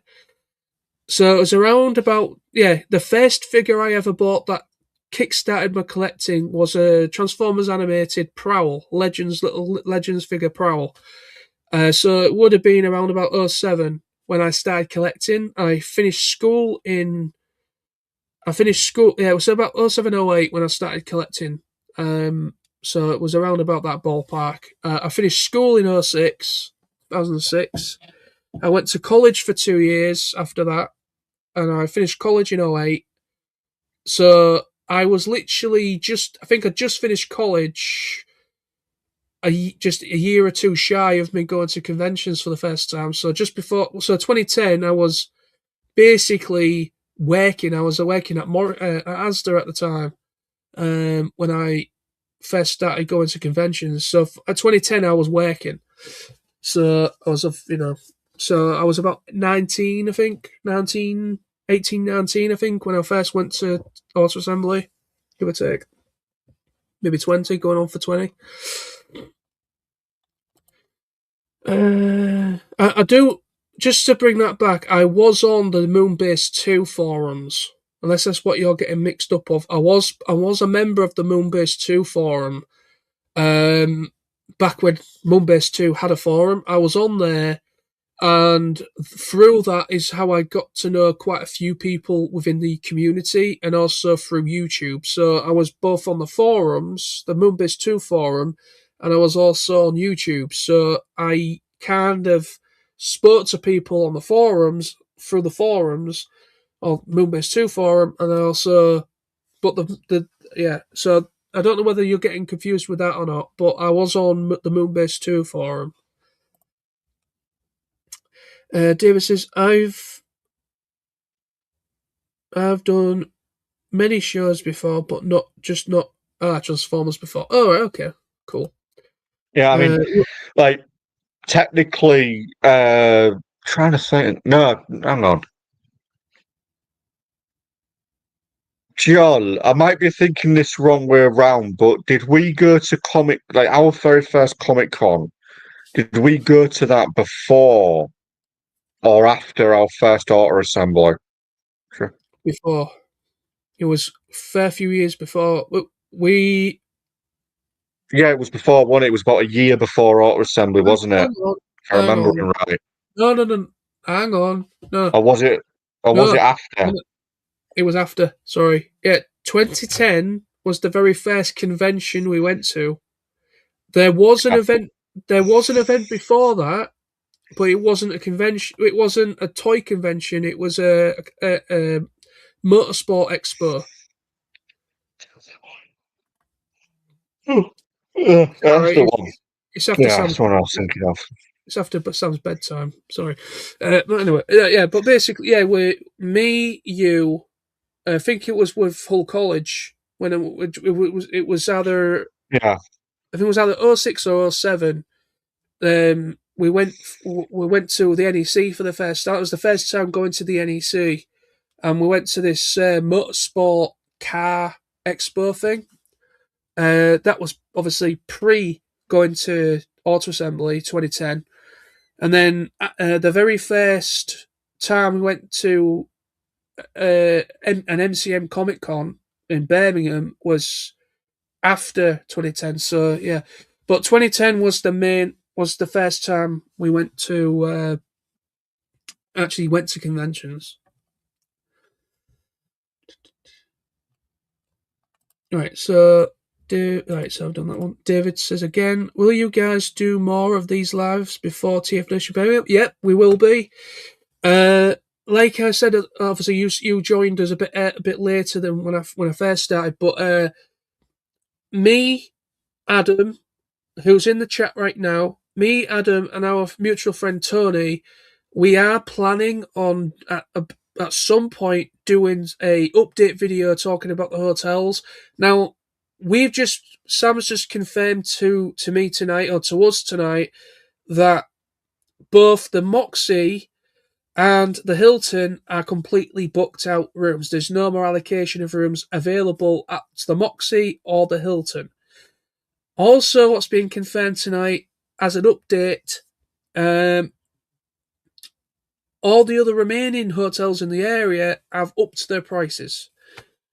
So there's a little bit of an update on the hotel situation there. But yeah, so me, Tony, and Adam are planning on making all three of us are thinking of doing a live stream together at some point very soon. A bit more closer to the time of TFNation 2026 in Birmingham. I will definitely be doing my own. I always do a pre-TFNation live stream like I'm doing now, because obviously next week is TFN Manchester. This coming Friday is TFN Manchester. So this is my pre-live stream before going. And when I come home, I usually try to do a post live stream talking about the event. And I also do a haul video as well. So I will show my haul and I'll talk about my thoughts and experience of the event.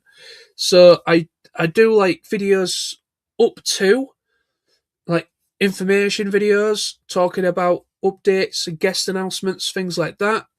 And then I do live streams like I'm doing right now. So yeah, I will be doing more live streams, my friend David. I'll be doing more live streams. I'll be doing a TFNation 2026 Birmingham. I'll be doing a TFNation 2026 live stream. I will also be doing a post live stream after we come home as well. So yes, there is plenty of live streams coming up, and there will be more videos coming in relation to TFNation from me as well in the near future, all being well. David again. I've booked the Arden Hotel and Leisure Club already. Oh, so he's at the Arden Hotel. So you're staying same as us, right? Okay, well we'll be there, mate. So if you need anything, we're there too. So we'll be there. Yeah, so Adam's just saying, yes, John, Tony, and myself will do a few shows in the build-up to TFN Birmingham, or Brummie. Adam says, sadly, the graphics got fudged by the person who uploaded it, not me. Oh, no worries. No, I was just saying, because obviously with me sharing my screen, the resolution gets a bit pixelated, so that's why I said you're best watching it yourself, your video you did, because obviously you'll be able to see the maps more clearly. Obviously, with me casting over and sharing my screen, it gets a bit pixelated as a result for some reason. Sam, there isn't a footbridge to the Arden. Best watch the video. Have you watched his video? I sent you the link to it. Not yet, no.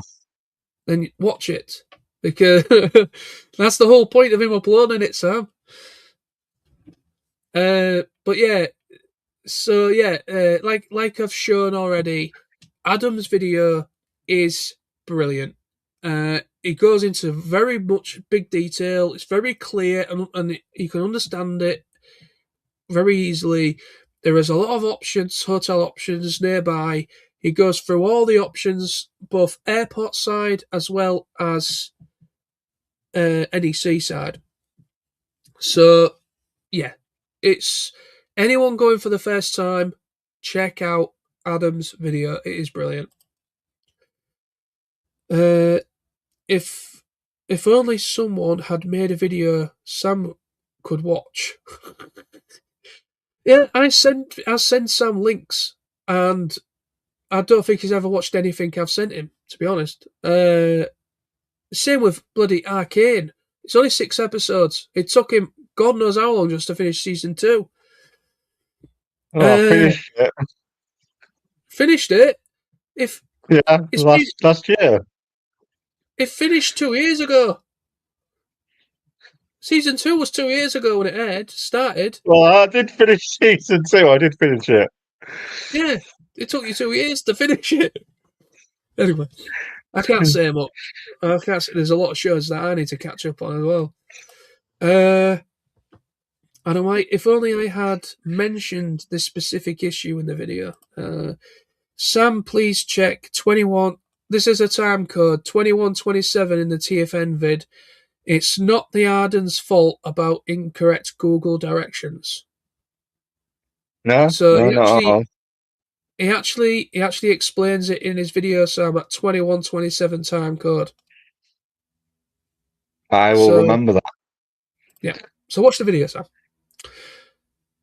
Just subscribed. Thank you very much. Oh, Adam White. Thank you too. That's good.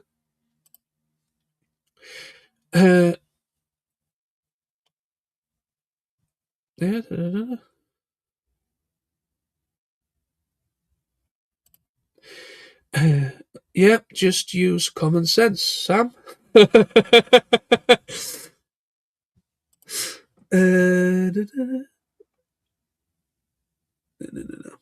Let's just get. Where are my words?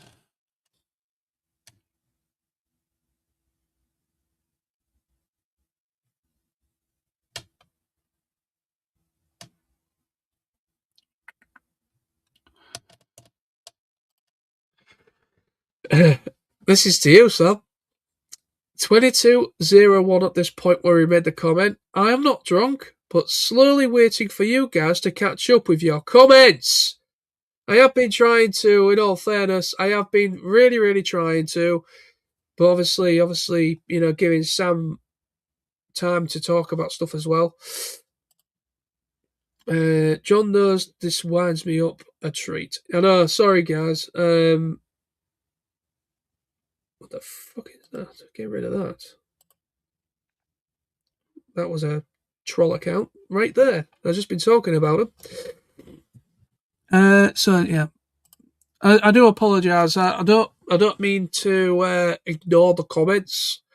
Obviously, I'm trying to reply to everybody in turn. I go about my live streams differently to other people. Not everyone's gonna like this style that I go by, but when I do a live stream, often shows as a shortcut through to the when embassy in Hilton. Now, the when I I've do, complained to Google about this multiple times. The reality is, Sam, if you're coming from the Arden I to can the hear you. Hilton, you have Yeah. to go via the NEC. Yeah. Right. Yeah. Why are you playing the video now? Watch it afterwards. so I can get an update. Then Adam will not have to hit me with something, Alright, anyway, so I can't remember what I was just saying now. Yeah, I've forgotten.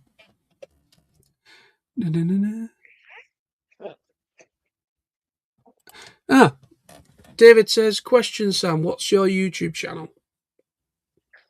000Firestorm1989. Yep, there we go. 000Firestorm1989 is Sam's YouTube channel. I will admit I don't upload a lot. It's been probably, I don't know how long it's been since I last uploaded, a couple of months. I tend to upload when I can, but yeah, there's loads of stuff on there, all sorts of stuff. I don't stick to a particular subject. I don't. I like to branch off. That's what I was talking about. Yeah, when it comes to my live streams,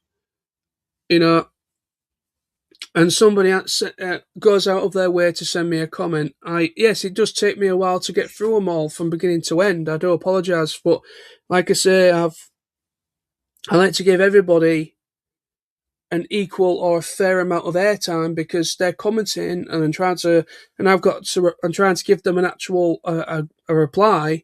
So sometimes it does take me a while to get through my comments, but I usually get through them a lot quicker on them on my own. But seeing as I've got Sam, and Sam's also trying to give some advice as well as me, so it takes a little bit longer.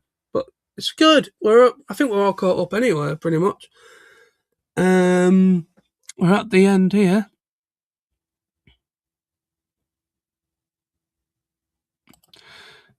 David says they're 33 minutes behind the chat. Yeah, so we're about half an hour behind the chat, but we are at the end of the chat though, and I've not got any. Oh no, there's one more.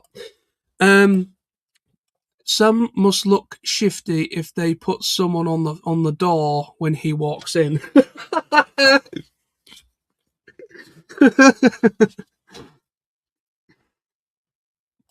David, thank you so much for the information about the show, and thank you. Good luck, and to the chat too. My pleasure. I mean, end of the day, this is why I do these. This is why I do these. This is what I do it for, is to help people like yourself, David, that are going for the first time. I've never been to a convention like this before. That's why I do it. I just hope the information we've shared with you, or the advice we've shared with you, you've understood what we're saying, and and also what Adam's been trying to say to you as well. I hope it has helped you. But like I say, every time I do something TFNation related, if you have a specific question, like I've just said, I'm not part of the organisation team or the organisers or the committee members. I am not a part of anybody behind the scenes of TFNation. So yeah, I just make these live streams and videos in relation to it, just to get the word of mouth out there. So if you have a specific question or something in particular that you really need to answer or ask a certain thing, then please go to the TFNation website, email them, or through social media, whatever, wherever you can find TFNation, they're on everything. Literally every social media type or everything, they're on it. Also, there's the website as well. So if you go on the website and just email them, and they will help you if you have a very specific question, or whether it's about hotels. If you want to, you can send them an email to the TFNation guys in relation to hotels. You can could be dietary needs. It could be access to the hotel, say wheelchair access, for instance, which the Hilton does indeed have. Does have wheelchair access. But yeah, there is, it could be also down to if you're on the spectrum, or if you're, there could be any sort of reason. But if you have a specific question that you need to ask, please don't ask people in a certain group. Just direct go to TFNation, because they know what they're doing. They're the ones running the convention and organising it. So yeah, always for the best advice and the best information, go to the source. Go to TFNation Direct for your proper. Or just bug Billy on Twitter. No, don't do that. He's going to kill me.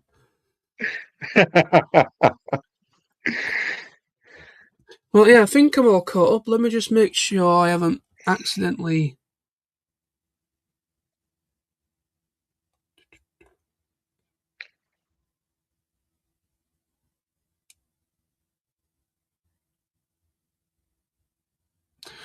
I'll just pop this one in. This is one, obviously it's to David, but it says, any questions about when it in relation to Adam's video?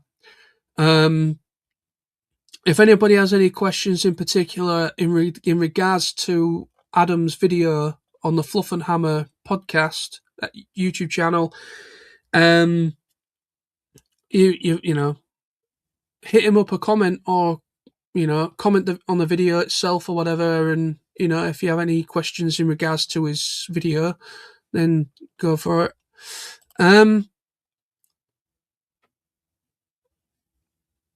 But yeah, I think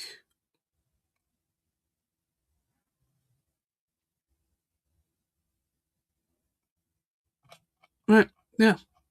Oh, what we got here?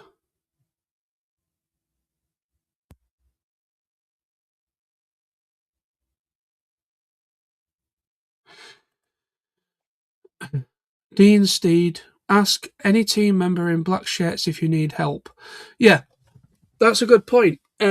Well, I don't know what the official colour for Well, I don't know what I don't know what the official colour is for 2026 for the volunteers. Basically, it's the first time for David. It's the first time going to it for David, but basically there is like a colour-coded thing with the shirts, and it's done on purpose because it's eye-catching and it draws attention to the volunteers. You've got people that volunteer, and then you've got organisers. Everybody has a different coloured shirt with TFNation on it that says staff member, team member, volunteer, whatever. So when you're at the event, and yeah, when you're at TFNation and you have a problem, so if you're at TFNation and you have a problem, or you have a question you need to ask, or you need to find where the panel room is, for instance, or whatever, then anybody that's got a TFNation that has either a volunteer on the back or staff member or what organizer, anything like that, go to them and they will help you. And as Dean has just put as well, I think it will be blue again. So yeah, volunteers are in blue shirts, or you're the organisers. But anyway, so bright coloured shirts with TFNation on it that says volunteer or staff member for the staff guys or the organisers. If you see anybody wearing a t-shirt like that, and you have a question while at an event, then they will help you. So thank you, Dean, for that. But yeah, I think I'm caught up. I might have missed a couple here and there, but I've got to the main ones anyway. But yeah, I do apologise to anyone in particular. I apologise for how much time it has taken me to go through all the comments. It's just, obviously, I tried to get through them as quick as possible. If I was on my own, then I would probably get them through them more systematically, but it's just one of them. It's like I say, my live streams are chatty live streams. Yes, I'm talking about something specific in this one. I'm talking about TFN Manchester and also TFNation 2026 in Birmingham. So I am talking about two events and everything, but everything's relaxed. Everything's chilled with my live streams. There's no major structure to them, but I always try to give everybody time that's commented in the chat. I always try to give them some screen time and reply to them fairly and honestly, and I give them an actual proper direct response. That's just how I roll. Not everybody is like that when it comes to live streams. Some people only do the super chats because it gives them money. I don't do super chats, so I don't have them. Dean, you're welcome. I love the lives, mate. Thank you very much. And he's looking forward to seeing everyone in Manchester. Let's go. See me with a camera. Give me a smile. Nice one. Yes. Yeah, TFN Manchester is going to be awesome. There's currently 7 people watching currently. The number's gone up. And it's like 10 to 11. But anyways, guys, I think I'm going to bring this to an end. Because obviously it's over 3 hours. I don't want to make it too long. I'm saying that now, it's been over 3 hours. But obviously I can see Sam's nodding off in the chair there. So I'm going to basically knock this on the head for tonight. I will be back. Obviously, TFN Manchester is, well, it's Friday, this coming Friday and Saturday, the 27th and the 28th of March. I will be getting there Friday in the afternoon. I think it's around about 2ish, 1 or 2, I think, in the afternoon that I'll arrive in Manchester itself at the coach station. So, all being well, I will make my way to the Pendulum Hotel, where I am also staying, and meet up with whoever are there and have a great weekend. So I'm looking forward to it. Should be great. Yeah, any last things you want to talk about, Sam, before we finish? Anything you want to acknowledge or? No, nothing really. I think we covered everything. Okay, so anything you want to say in regards to August TFNation? Yeah. Well, looking forward to it. Always am. Yeah, okay, no worries. Like, it's gone up to 9 just as I'm finishing. It's popped up to 9. Anyway, so like, Dean looking. Oh, I've already done that one. Fantastic stream tonight, lads. Loved it. Thank you, Guy. Thank you very much, Hitch. Love you, man. Hope to see you very soon at a future TFN if you ever do come. That'd be great to see you. Raymond says, have fun next week. I will. Thanks, man.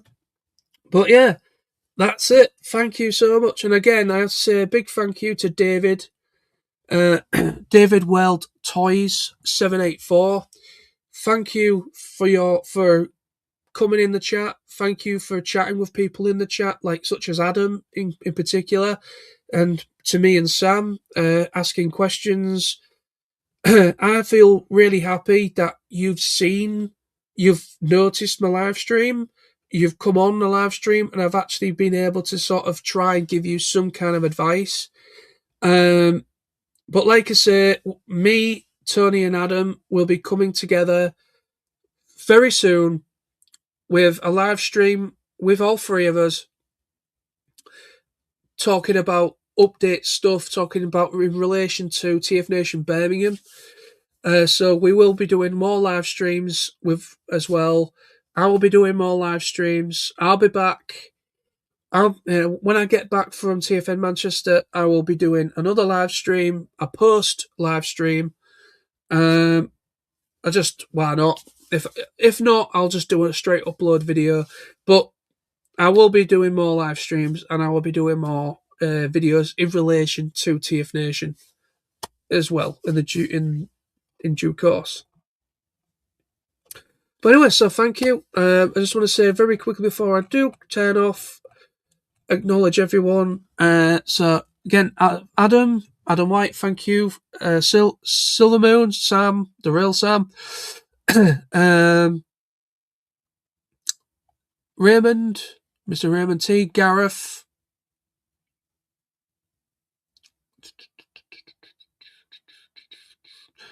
Yeah, Gareth. David, of course. And the amazing H and Dean Steed. So thank you to everybody that joined me in the chat, and also say a big thank you to Sam for joining me at last minute. It's been a good chat. I've really, really enjoyed it. It's been a good chat. I'm very happy that I managed to have a bit of back and forth with the first time. Someone that's coming to TFNation in August for the first time, Birmingham. But yeah, looking forward to next week. It should be good. Anytime away from home. It's going to be interesting as well because it's the first time I'm going to be staying in a hotel on my own. I've never stayed in a hotel room on my own before, so that's going to be interesting. But yeah, I've never actually in the past. I've never been able to afford a hotel room on my own, anyways. But now that I've actually got grown-up money now. I can actually afford to pay for my own hotel rooms, soloing. But anyway, so thank you. Take care of yourselves. Everyone that's going to TFN Manchester next weekend, I'm very much looking forward to seeing you all. It should be a great time. Those that are going there. Those that are going to TFNation 2026 in Birmingham, looking forward to seeing you there as well. Take care. Thank you for watching, and I'll be back very soon with more live streams and more videos very soon. Anything else you want to say, Sam, before we go? I look forward to seeing you all there. I hope it's going to be a great TFN, and I hope you all enjoy your Manchester meetup. Okay, so thanks I'll see you everybody. all. Enjoy the rest of your Bye. weekend. See you soon.